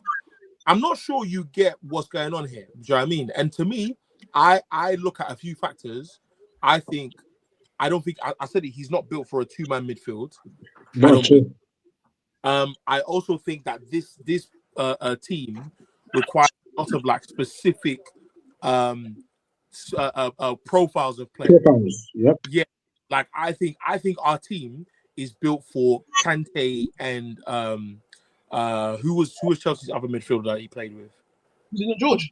Am I right? Well, yeah, like a Jorginho and Kante, because ultimately I don't think our midfield currently covers enough ground. No. We are quite slow at moving the ball around. 3-0, 3-1. Oh, damn it. On Chelsea, Noni Madueke, and he's been crap. He's been bad. But anyway, United is a funny one because the point I was trying to make is I'm not too sure how what Amorim said is going to be taken. I personally don't have a problem with it because I think he might have gotten to the point where he's tried all the positive stuff behind closed doors, and he's like, okay, you guys just need a big kick up the backside type thing, and he's not saying anything we don't know. I'm tired of PR for the sake of PR. So if we all know the team is dead, then let's not hide behind don't say because it could affect morale. Because I'm so sorry, 2 wins in 10 is nasty. It's like new manager or not, that's a bit mad. That's nasty. And people keep asking me like, what do I think of Amorim? And I'm like, I'm not on his side yet. I think he says the right things. Is it? No, I've never fully backed Amorim being here. I just knew I didn't want Ten Hag. So ultimately, who would have been your choice, just out of curiosity? Who did I want? Oh, my mind has gone blank. Who did I want? I wanted Inzaghi. I'll give great appointment. What I'll do, I'll do what I did with like. I don't like to fully throw away managers who haven't had like the full season type thing. Absolutely. Yeah. You got some. I've seen some like United fans on Twitter, but it's Twitter, so take it with a pinch of salt. like saying, "Oh, this club is too big for Amorim. We shouldn't have got him." It's like he came in, leave it, let him. Obviously, now if he ends up finishing not winning the game for like whatever, then that's different because no matter who you are, this run can't continue. Absolutely. But I think it's a thing where I want to see him when he can properly like have like January is an unfair window. So I want to see what obviously if he gets summer, again he could easily if he loses all, I don't think it's going to happen, but if he loses all the games, then he can't be shocked if he gets fired. Is there a case that he may get sacked this season? Do you think he could? I don't believe so. I think Ineos have already made themselves look silly by keeping Ten Hag, signing Dan Ashworth, and getting rid of him in 5 months. That's mad. To get rid of the guy that pulled out of his Champions League campaign. Yeah. What if it's 5 defeats in a row from now, for example? No, but again, if you give Ten Hag the summer, if you give Ten Hag after the FA Cup final, he's not in an Addison Lee, I'm so sorry. You can't blame anybody else but yourself. So what about you then? In terms of your opinion, you're a fan or you're acting sporting director. Do you have at what point do you knock on his door and say we need to have a conversation? I'll be honest. I wrote the season off at Tottenham, so I'm not. For you, it's a case of like as long as you're not relegated and you lose all the games for the rest of the season. Let's say you finish 17th, whatever. For you, it's like okay, brand new season, pre-season. Let's crack on. I think Amorim needs a pre-season. Yeah. I think I'm so happy. I'm so happy, guys. There's no internationals. I'm so happy there's no internationals. So happy. Like I feel like since the World Cup, nobody's rested. You know what I mean? No one has. What I was saying earlier, where I was like, I don't want him to be stay injured, but I would love just for him to be like not use the season and then have an entire summer of not having to play football. Saka needs to go to Turks and Caicos. That's like chill with your go to spring break. You see, he's there now. Enjoy yourself. Yeah. Him and the missus need to go on them Caribbean cruises. You know what I mean? Enjoy yourself. And just live life. Proper rest. He's there now, bro. He's there now. And the thing is as well, like by the way, who are United midfielders, sorry? Say again? Who are United like midfielders at the moment? So our best midfielders are Kobe Mainu, Ugarte, and in terms of central midfield.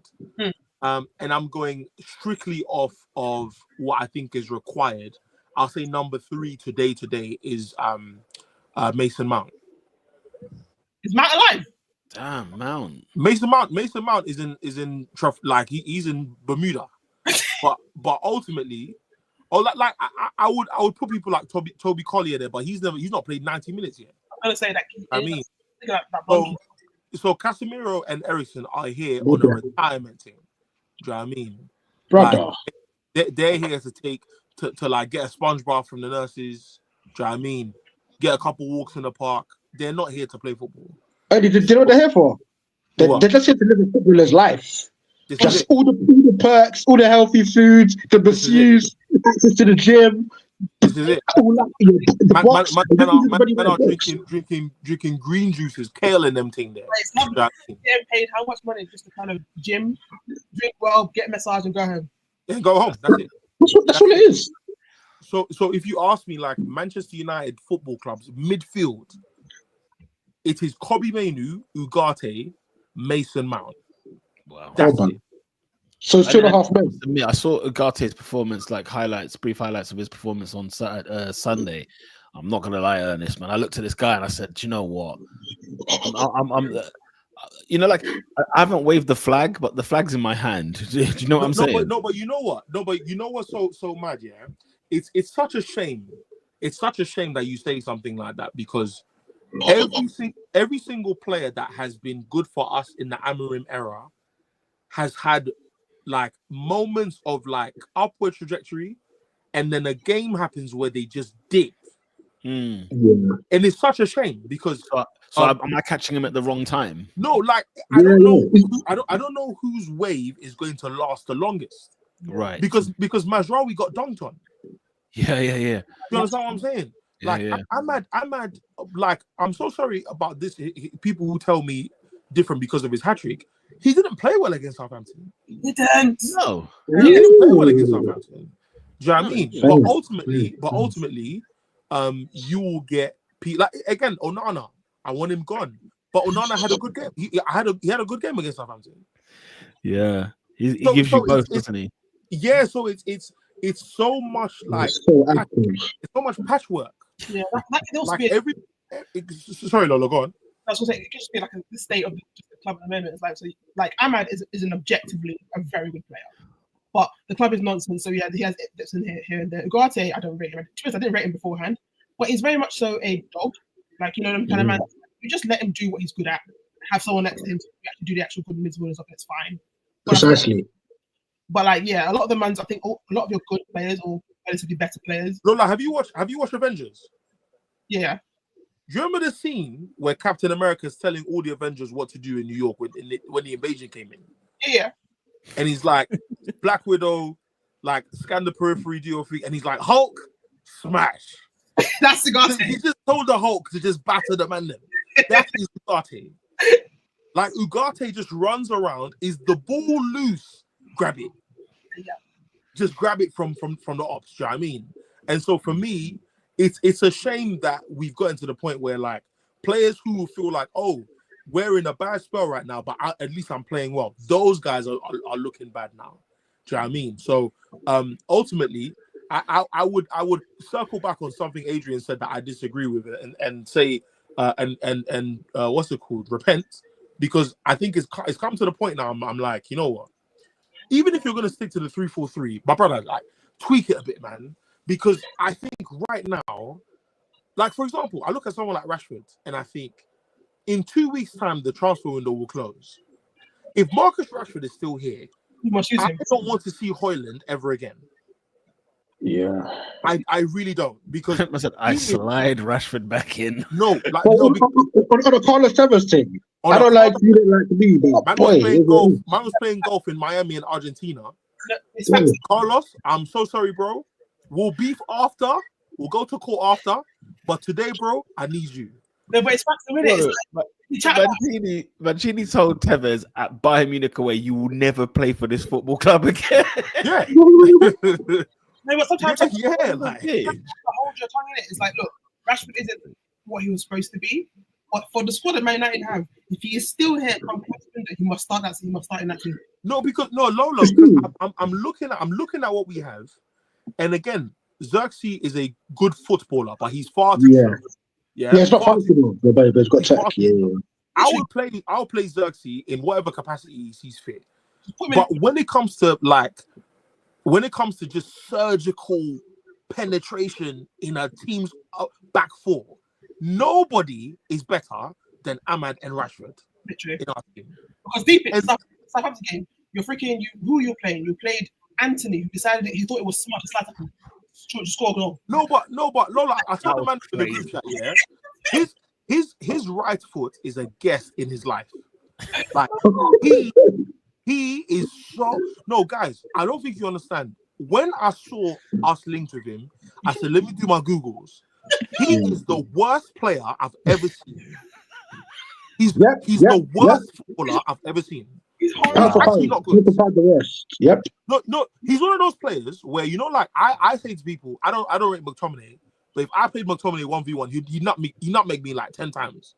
Yeah, I'm confident against Anthony. Well, you can stop him. No, I'm confident. No, he is crap. He's actually crap. He's actually crap. What quality does he have? He's slow. He's weak. He can't pass. He's an non-entity. Ernest, I reckon you dunk on him. No. I swear to you, bro. Like I would 2-foot his kneecap. It's not even close. No, because he's not. He's how are you so bad? Man City's what's it called? Real Betis settings, yeah. Bro, Garnacho rarely makes the smart decision. He pressed X on his left foot and squared it across the box. Brother, just use your right toe. Open it. No, he is terrible. Terrible football. Yeah. So anyway, so yeah, the point I'm making is like our best attack is still Xerxes, Rashford, Ahmad, Bruno. That's still it. So Anything else, I think, is self-sabotage on Amorim's part. Because for me, I get the point you're trying to make, but we are staring relegation in the face. That's crazy. We are staring relegation. Manchester United Football Club are staring relegation in the face. Deep, the barrel. You know what was what? you're not gonna get relegated, but deep, the fact you dare, the fact that you're there is insane. You know what? I'll tell you what Amorim's comment in terms of not the worst Man United team ever, blah blah. For me, is when he said we just need to survive. Yeah. Like when he come out with that talk, I said, "Yo." No, but Pete, he's Jose's son, you know. Because obviously he interned with him at United. Yeah, he did. That's Jose's son. So when he said we are very aware we are the worst Man United team of all time, that sounded like football heritage speech. Yeah. Hey, is he onside? He's off. He's off, isn't it? Yeah, he's offside. It would have been 4-1, because his comment came with a smirk. If you look at it, he wasn't angry when he said it. It was a bit like this is hilarious. You know what I love about Amorim, yeah? Like, he is very aware he was not the best player in the world. But the guy trained with Ronaldo for Portugal. He knows quality. But he sees it, innit? Yeah. He knows quality. And he said it in every language except Hebrew and Latin and Aramaic. This team is bad. He said it in every press conference, guys. He said, I wish, his first press conference, I was crying tears. He said, I wish Bruno would make the short pass. Yeah. I would make scenarios for him that he wouldn't have to make the long pass. I was dying. I was like, hold on. He's clocked it in one training session. He's clocked it. Like, he doesn't understand how we're so bad. But obviously, like we always say, if you're a coach. Like, it's your job. This is what you get paid for. We see that Burberry jacket. We see the Stony. We see the Moncler. Like, bro, like, this is what you get paid for. Yeah. So the players need to be comfortable enough to be aware that as bad as they are, they don't have to struggle against a team that's won 6 points. That's bad. Do you know what I mean? But I'm gonna make my last point and I'm done. Going forward, I think we need to grab all the relegation sides diamonds. Tyler Dibbling, Sulemana, bring them to OT. Bring them, because we don't have, like, right now. I think our targets are 25 and under, and our budgets are like 35 billion and below. Like, we need to be looking at the Leipzigs and Salzburgs of this world and grab any youngster we think is of the level. Because currently, if you're trying to, going back to the fans, you want 100,000 seat stadium, how do you think you're going to get that money? You need to budget. You need to be eating bread back in water and spam and all them kind of thing there. Like Audi Weetabix.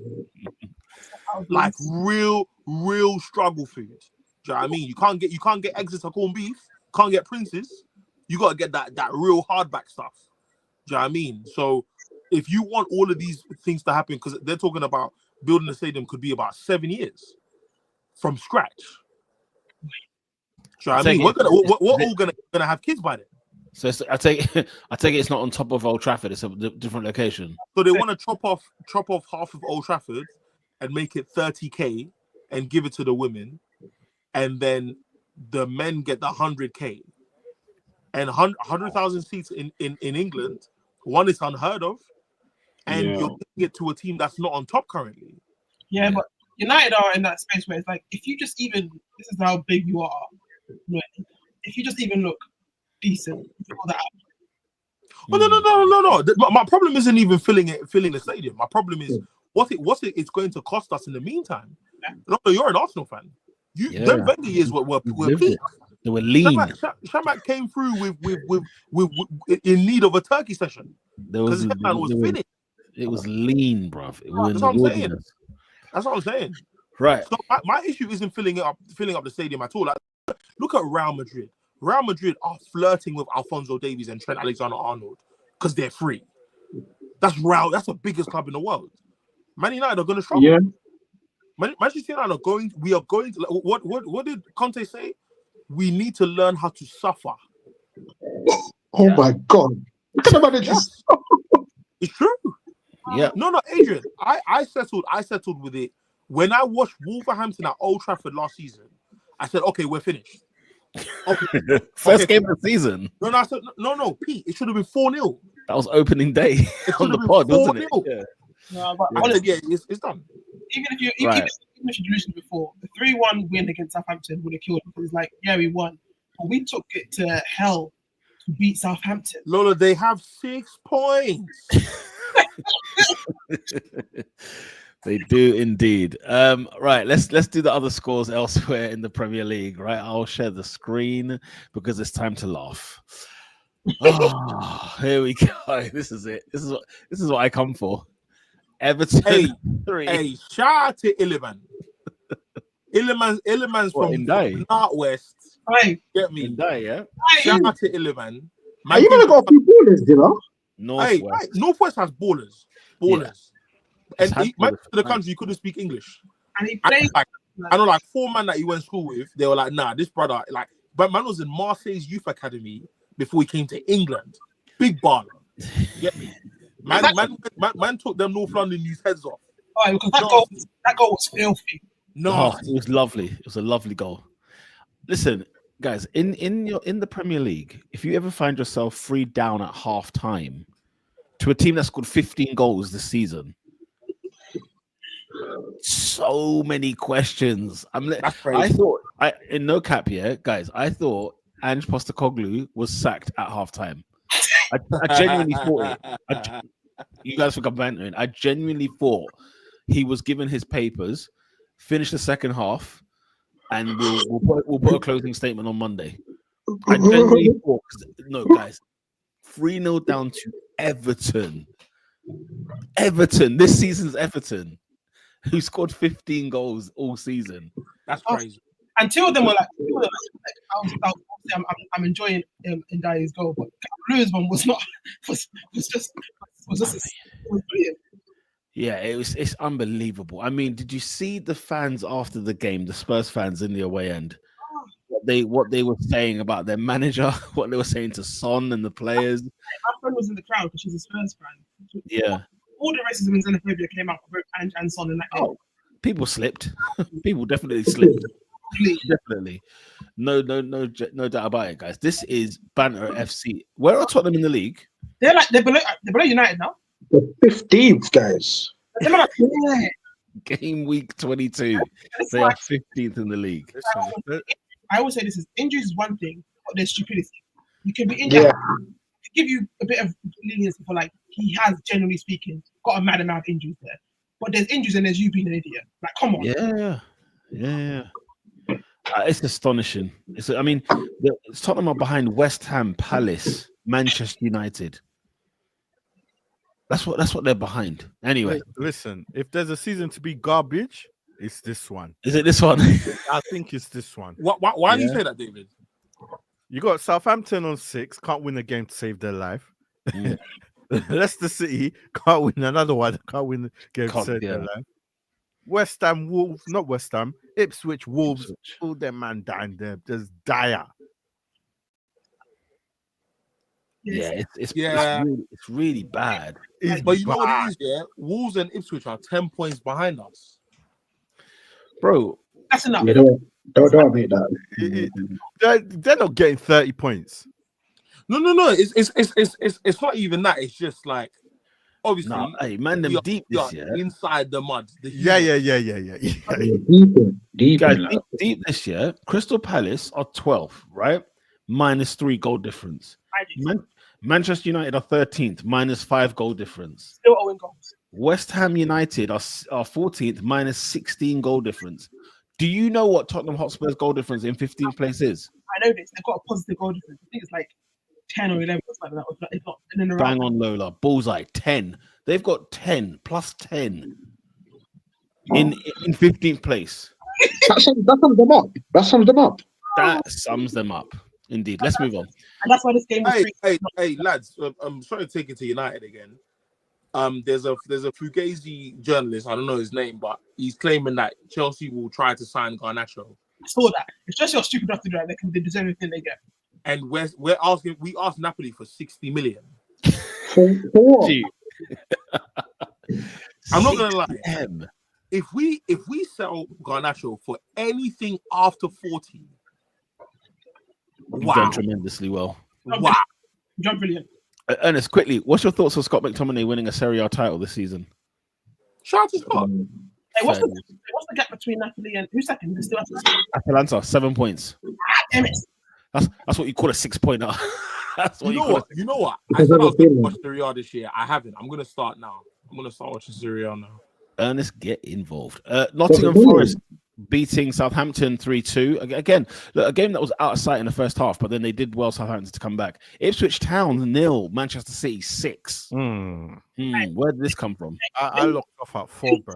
I didn't watch that at all because I knew they were going to win that. And then when I think I did a quick drive-by screen out, I'm not bothering finishing this game. But this is what I knew was going to happen with this stupid game, and it's happening. Odin now scored a couple of goals in a row. See the love sessions happen. He's been crap for a 4 years. This isn't the first time, is it? This isn't the first time. I'm annoyed, but I knew it was going to happen. The second he gets a couple of goals, talking about it like he's got again. Yeah. They'll say more goals than Saka, you know. Guys, but Lola, you know what? Yeah, it looks like we have reached the age that like our uncles did, where our metrics are decayed. Yeah, Like they don't rate anything outside of DNA. And Nope. One of my clients, who isn't even too much younger than me, said to me like, "Why don't you rate GNA?" I said, "If goals and assists are the best metric for footballers, then a goalkeeper can never have a good game." and he said, "Oh," I'm like, "Wow." Ernest, deep this. I was MLS and I was at Arsenal. Say that one more time. You know, like our youngster is playing left back but inverted. Skelly. Yeah. How would you say he's been since he's I'm back? a fan. I'm a fan. I saw a comment because people were like praising him because I think fairly so were praising him. Some kid, I'm assuming it's a kid because it can only be a kid, put a screenshot. Someone said, "Oh, Miles, since he's coming to the Arsenal team, he's been about around an 8, 7 out of 10, loving it. He's 7 out of 8 out of 10." Some guy put an image up below and said, "How showed I think that's Sofa School because Miles was getting like 6.5, so it's like he's never been 8 out of 10 at all." It's like, oh wow. Wait, hold, you see, hey, man, I'm an old man in it. What is Sofa Score? It's just like rating things. It's like how much they rate you in the game. All right, So- guys, so- I'm done with football. So who assesses like how well you've done? Is it journalists? Is it analysts? Is it It's a system type thing. So like it probably like accounts for like it's like how they'll pretend that certain games you'll be watching the game thinking this player played crap, and then someone will show second score how they got like 7. is it AI? I don't know if it's AI. It's just like a built-in thing, like it quote unquote analyzes the game. So it uses like extreme metrics, I'm assuming. If you've been crap all game but you scored a goal, somehow you go from being 5 point something. Got you. I'm Because- done. 7.6. Because Lewis Skelly hasn't been getting 7 and in greens, apparently he hasn't been good. I said, wow. Do you watch them at all? And he's like, no. Because he just screenshotted a list of like, I said, oh, go away. I'm done with Yeah, I've seen people use FPL points. I kid you not. that's insane. Look at That's- I kid you not. FPL Right. penalty counts as an assist. Anyway, Newcastle United 1, Bournemouth. AFC Hey. Bournemouth. Mixed race Four. FPL. I'll tell you what, get your Justin Kluivert bag in, mate. That's 2 hat tricks this season. He said, you man didn't rate my penalty hat trick. Cool, let me give you a real one. What? No, Hey. no Evan Nilsson. No problem. No Shout NS Unal. No out problem. to Iraola, man. Oh, Shout out to Andonia. Iraola, man. Yeah.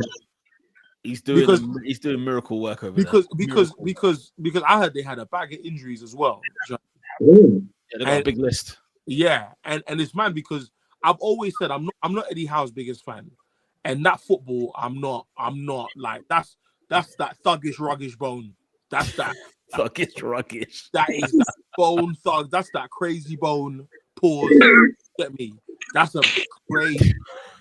Like I don't know how man rate that football. I swear to you. I It's don't hard. know. destroy that football. They're winning at the moment, but it's like all they are is it's a team full of thugs. They just hit And Joe hit people and win the ball back. to get Like, away it's not. every single game. He'll foul like a WWE and nothing happens. Yeah.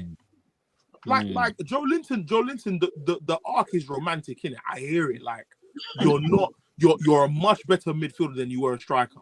But he's still dead.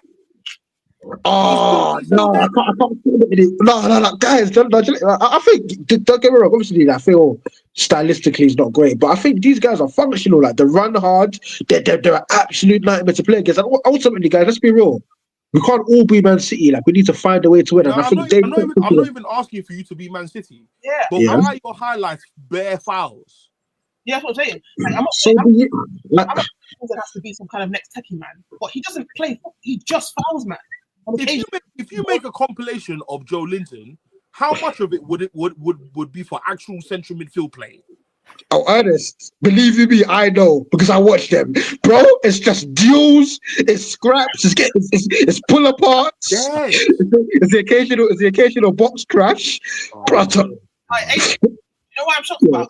Rather than going for this, I'm shocked Arteta's not going for Joe Linton. It's perfect for him.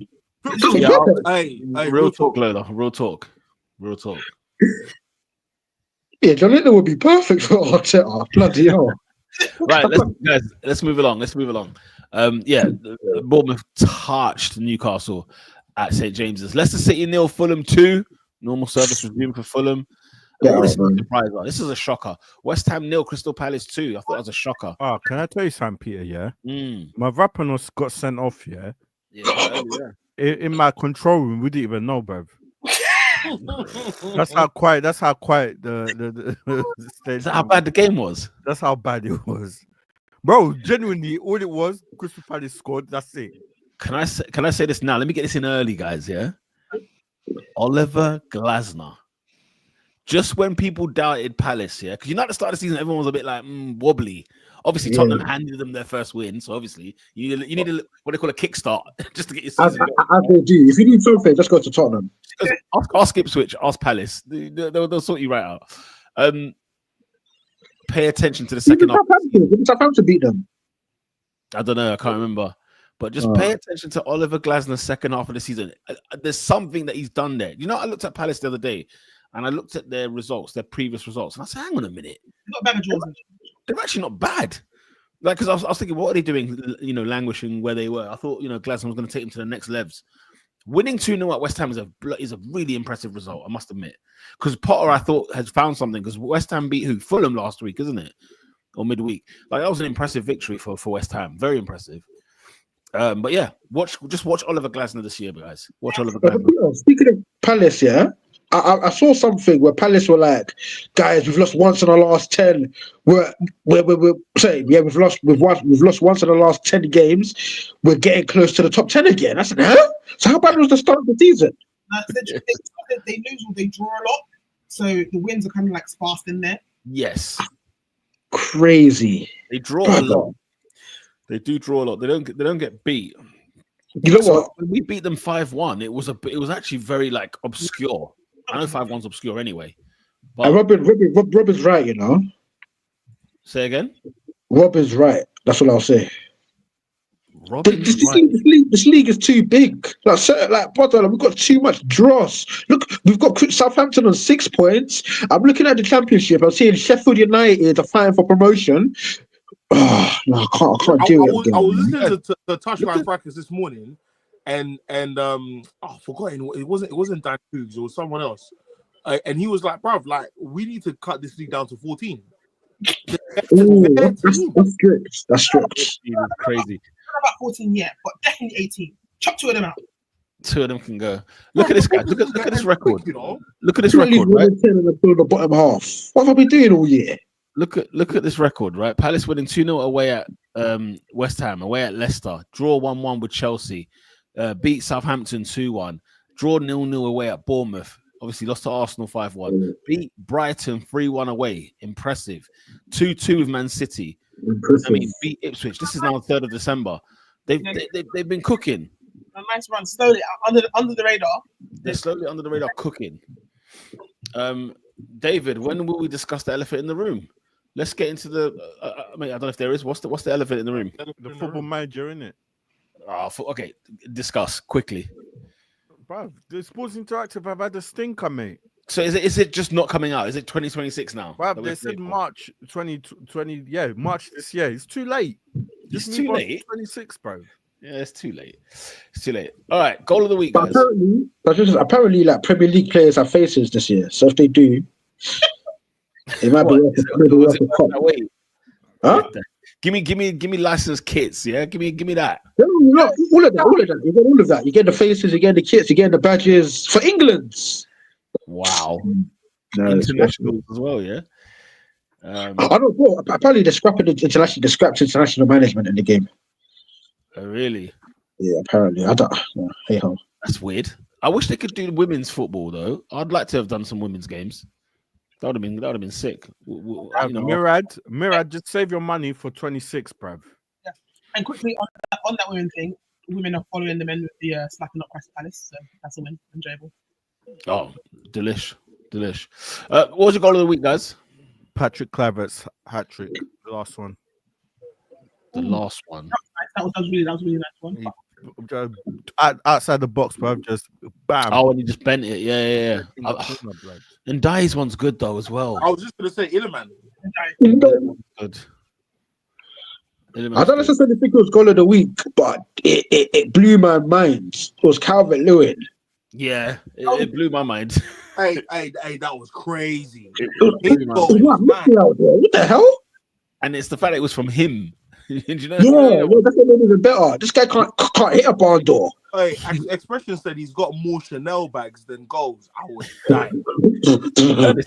You know when his last goal was for Everton? 16 games ago. 16 games ago. That's too much for a striker. Yeah, but he's pretty. Look who was playing for, bruv. Sean Dyche, man. Come on. Man. Yeah, innit? You lot were all loving that Dyche ball. Don't try it, man. You lot were loving that. I heard a rumor. I think this was on Twitter, so it's probably fake. 90% of it fake. But apparently they had a falling out, right? Because Dyche was asking them to head the ball too much in training. Apparently, so him and Cavalier got into it because Cavalier started telling them about dementia and stuff, and he wasn't having any of it. That's probably cap though. He wasn't having that woke nonsense. Woke nonsense. You put your head on your ball. Yeah. Oh. Goal of the week, guys. I'm gonna go with Ildai. I'm going with Ildai. Solomon Ildai. All right then. Gets the goal of the week. Phenomenal goal. Great finish. Player of the week. Who's the player of the week this week? Patrick Kluivert still. Patrick. Yeah. It's got to be. Patrick hat-trick Kluivert, yeah? Let's go with that. We'll go with him. Very easy. Team of the week. Is it Bournemouth? Is it a hat-trick? It's Bournemouth, mate. Not hat-trick, sorry. Who? Michael B. Jordan FC. Who? B. Jordan FC. I can't hear you. I don't say Michael B. Jordan. Yeah, Michael B. Jordan FC. The Cherries. Oh, fair enough. Has he been to any games yet? Was that gimmick over now? 2-2 draw. At Chelsea, and then also a emphatic win at St James's Park. Yeah, I think it's only right. I think it's only right that we give it to the Cherries. I think Bournemouth have had a couple team of the weeks. You know, brilliant. I think they've had a couple of team of the weeks this season. I'm saying they're fully in for trying to get like conference. Where are they at the moment? At the end, where are they in the league? They are seventh. Wow. Yeah, they could take that. I would have thought higher, to be fair. I mean, obviously they're in the fight for Europa, but I'm saying I feel like it will level out, and I think they can get. They're 3 points off the top four. Are they thinking about the top four? I mean, it's better to think there and then fall down and just not think about it at all. I'm just saying, are they thinking about it? Level on points, like all games are level. They're 3 points behind Chelsea. They must have an eye on it. They must have an eye on it. No, they definitely have an eye on it. Bearing in mind, apparently, obviously, this whole coefficient thing, it could potentially be 5 places we get. So definitely have an eye on it. Like, very true. It's like they have to be thinking that because they're there, but it's like one of those things where they're probably thinking we'll probably end up settling for the. They should go to the conference, the Europa conference, and just kill that. Yeah. If you're an English team, you should be winning the Conference League every single year. Bar none. Respectfully, yeah. I Like, think like a Villarreal or something one year, but generally speaking, it's good. I know Roma won it, and I don't know what English team was in the Conference League that year that Roma won it, because Roma is a big club. Yeah. But like, I don't think there's big clubs in this competition. Was it Villa? Really and truly? Was it Huh? Villa? Very rarely. Was it Villa? Was it Villa? I'm not sure. I would be Villa shocked was if they worth it. went out in the Villa was Conference worth it. League. I think they were the Europa League, you know, No, they lost to Olympiacos. Yeah, there was Villa. I think it was Villa. but not in the Conference League. Olympiacos, I'm surely not. pretty sure it was the Conference League. Pretty Really? certain. Olympiacos? Pretty certain. I'm like waiting up who would have been in and around it. It wasn't United and it wasn't Chelsea. Chelsea are in it now. So I think it was No, wait. Brighton were in there one year as well. Brighton. Were they Conference? I thought they were Europa. I'm saying that. So I'm thinking it's got to be one of those two. Yeah, it might have been one of those two. Was Tottenham in that? Actually, it might be Europa, you're right. Why do I feel like Tottenham were smelling in that, and then they forfeited the tournament? I mean, oh no. It rings a bell. I remember them having to forfeit the tournament because they couldn't get it. Yeah, the point is, Against Rennes. I thought they were bottlers, man. They had COVID. Didn't they have COVID or something? Apparently. Something. Yeah, it rings a bell. It rings a bell for it. all things being even, and our league is like everyone is in the top 7 of our league is basically who it's supposed to be. Yeah, it should be more or less winning the Conference League. Like even Forest, if Forest finished and got in the Conference League, they should win it. But they did obliterate it. Say again? They murdered the Conference League. I think so. Yeah. Tablet Rovers. Panathinaikos. Oh, Do me a favor. guys, David, who's not that guy this week? For the second week in a row, Oh dear. we've got to give it to our Canadian brother. What's he done? Oh, not again. What's he done now? He dropped his lawsuit against Spotify and UMG, saying that they botted Not Like Us. Oh, And then he's gone again a couple days later and sued. He's now suing Universal for defamation of character. He's sassy. He's a sassy man. That's all it is, man. Oh no! And the sticker is he's as his evidence. He's bought in all the YouTube reactors. Are you serious? He's bought in case and that the reaction community, all them lot, and they're not happy, blood. Hey, this not snitching. but see how often I make fun of Aubrey. People think I'm being harsh on him. Look what he's doing, Man. Because wasn't he part of like the group of rappers that Signed the thing. signed the thing against like lyrics being used in court and that? And here he's using Not Like Us lyrics and Euphoria lyrics to back him up. I'll be honest, yeah. I think if you're a proper rap fan, yeah, like there's no way you respect this. You can't. There's no way you respect what he's doing. I mean, No. like for me, like people have been saying all week, like Drake is not hip hop. He's not. And I'm just at the point where I'm like, you know what? I don't hate the guy. I don't think he's that, like, I don't want anything bad to happen to him. But I think there's a level of opinion that I don't listen to anymore if you still stand like some of his antics. You know what I mean? Because like he from his own mouth, he was the one saying how his words, I study rap. I study rap battles. You study rap battles and this is what you do because you lost. You can't hold chest at all. It sounds like. Would you believe that it's people getting in his ear to make these decisions, or do you think this is him? It's him because David. Who was it who brought it up? Because I used to watch the Grassy, and the whole thing was like, obviously his character got shot and he was in a wheelchair, and he threatened to sue them to get him out of his wheelchair because they said that they make him look hard to try and be a rapper. Wow. He is in a wheelchair. This is what early. I got another one anyway. That's insane if that's true, by the way. Anyway, and my second one, I don't know who to give this to. Yeah, do I give it to Kershaw or Wayne Bridge? Whoa! Wait! Why are they fighting? No, so Wayne Bridge. They were meant to have a fight in it. They're boxing match. Yeah, Chelsea Wayne Bridge. I agreed to a fight with KSI in March. Now, UFC or whatever it was, I don't know what it was. He's coming the ring. He's coming to the ring. He's coming to the ring, trying to do a little thing in there afterwards. And KSI has made a joke about letting a teammate smash his ex-wife, and at the time he's just smiled in it, but now the fight is off in it. Command said it went too personal in it. Like, yes, I don't know who this one goes to, but KSI or Wayne Bridge, you're not that guy, bro. It's Wayne Bridge. That's Wayne Nah, Bridge. it's KSI, That's man. Wayne Bridge. It's That's Wayne Bridge. KSI. That's No, Wayne wait, Peter. This is Brother. a former England international. What's he doing? UFC fights with a YouTuber. I know, but listen. Why is he even in that What, you position? thought nobody would bring up your missus? Like, Come on, man. Come Get out, on. man. Come You know, on. what it is Wayne Bridge and Aubrey, same people. Listen, it's a howler from Wayne Bridge. I'm not gonna lie. And then It's such a stink. that's what it is. Wayne Bridge and Aubrey, the same people. Two man go into the battle, pretending that the other side won't bring up the beef as well. What do you think was gonna happen? You know your history. Do you know what's funny? Like Wayne Bridge, like there was a bit of dignity I had for Wayne Bridge until now, Yeah. until this very moment. Because he was always the victim, innit? In the There was a conversation. victim, you know what I mean? And now it's like you're just a punk. Like, why are you trying to fight KSI? The complicity in his own subjugation. Wow. You're out of money. Hey, you see money, yeah? Hey, money's powerful, you know. Is he out of money? Is that what's happening? Is he broke? Boy.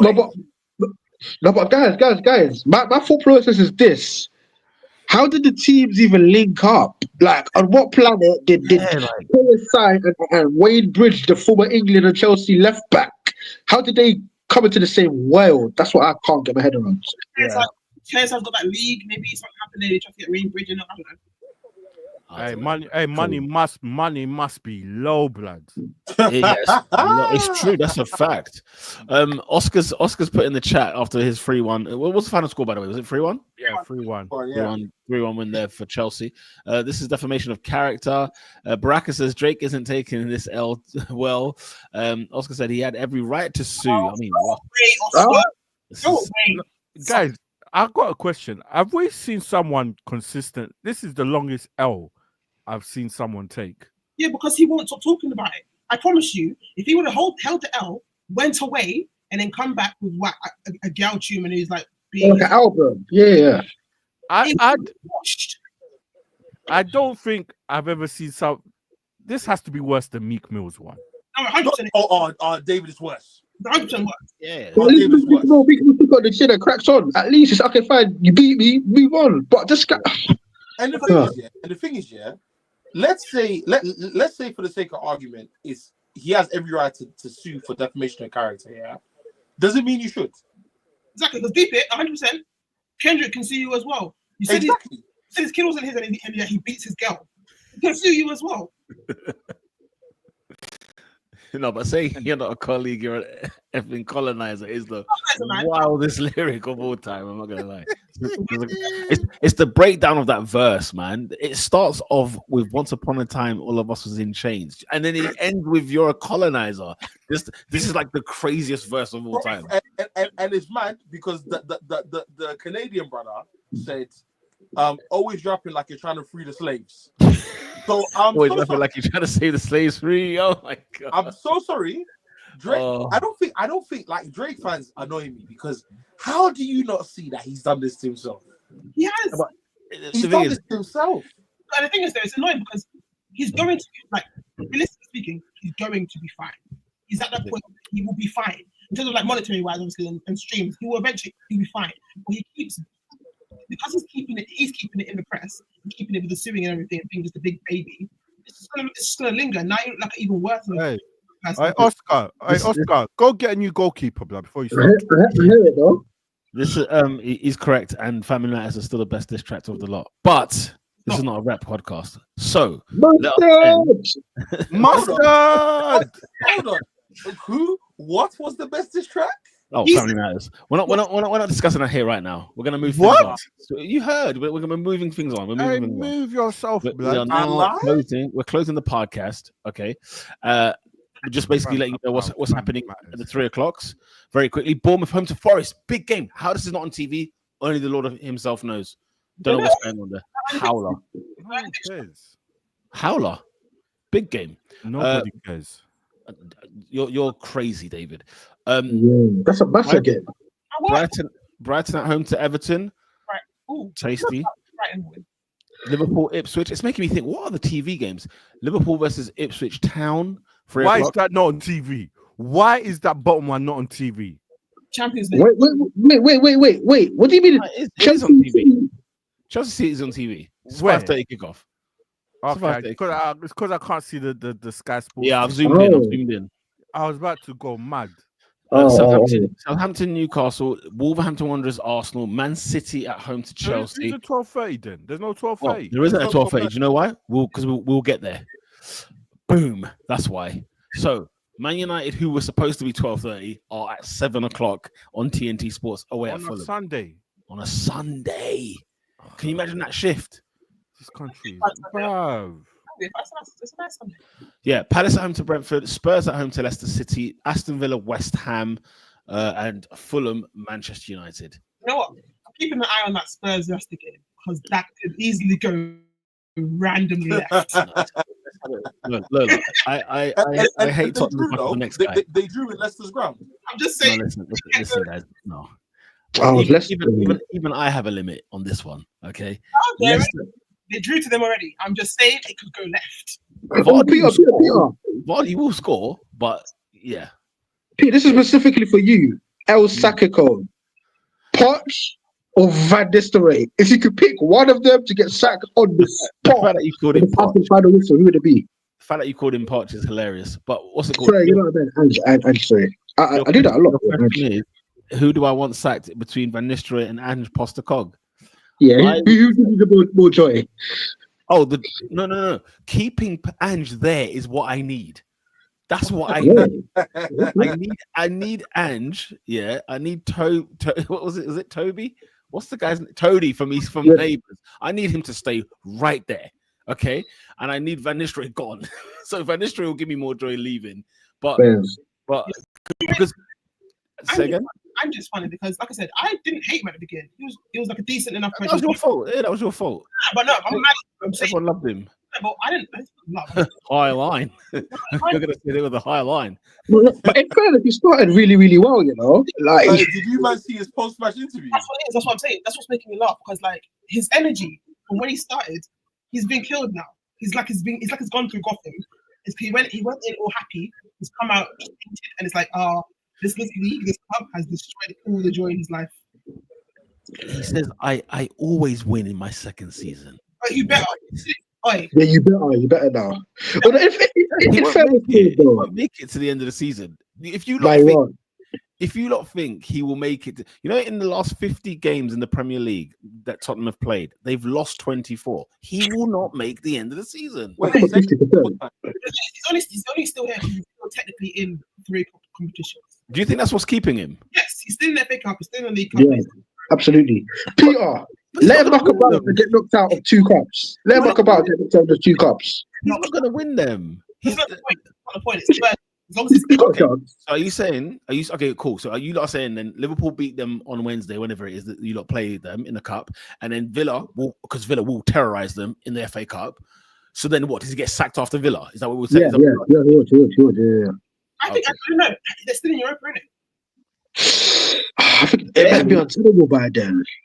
Barely. Well, let's see. You can't say barely. That's harsh. But guys, you know what? Yeah, the one bit of grace I give him, working under a tyrant like Daniel Levy must be agonizing, man. This guy's guys. We don't give this guy enough stick, and we need to slaughter this man. He sacked Jose Mourinho because he didn't want to give him a cup-winning bonus. Yeah, I know. It's funny. Guys, this is the Europa League table, and look at the top 4. Okay. It's top 8, isn't it? Top 8 is what keeps you in the... No. We're not supposed to be looking at 7th and 8th. But we have to. What is Anderlecht and Lyon doing above you? Can you guys name me Athletic Bilbao's centre forward? Hey, lads. Speaking of Lyon, the guy retired. Arsenal Football Club not going for Ryan Cherki. It's too much trouble now, isn't it? It's not trouble. He's a fun player. He's not coming here. Oh, he's fun. Okay. He doesn't do the duels and all them kind of shit. The duels. The duels. Look at this, guys. This is a disgrace. Guys, I'm still looking for Spurs. Spurs are not in this list yet. Really? Scotland's finest. There There they are. Ajax, Tottenham, Steaua Bucharest. Wow. No, come on, Pete. They're 1 point off automatic promotion, man. Listen, don't say they're in the Europa League. Of course, being in the group stage doesn't mean you're in. Get to the knockouts, you're in. Get to the knockouts, you're in. What I'm saying in fairness is that I'm saying is like, because it's Spurs, They're not going to win the Europa League. You don't know that. They're not going to, but I'm saying because it's Spurs, as long as they're in it, he'll keep his job. Depending on how you look at it, he'll be there. Guys, I want him there till the end of the season. When they are 4 points above, you know how many points are they above the relegation zone? Let's have a look. Oh, they're fine. These teams are crap. These teams are so awful. I'm just saying they are 8 points above the relegation zone. They're fine. No. Hear what I just said, America. But that's how bad the men behind them are. You can't be 8 points after 22 games above the relegation zone. Don't get me wrong, that's not good. But I'm saying they're fine. Guys, that's been the Top 4 podcast this week. You lot have been a tremendous and amazing. We thank you for joining us every single Monday. I hope you guys are liking the previews as well and the post-match reactions as well that we've been doing quick shorts. You get me? So watch out for those coming out as well this week. Champions League action is back as well as Europa League and conference. I think conference. But yeah, until next week, people, till Monday night. Okay, we'll be back. Peace. Peace. Peace.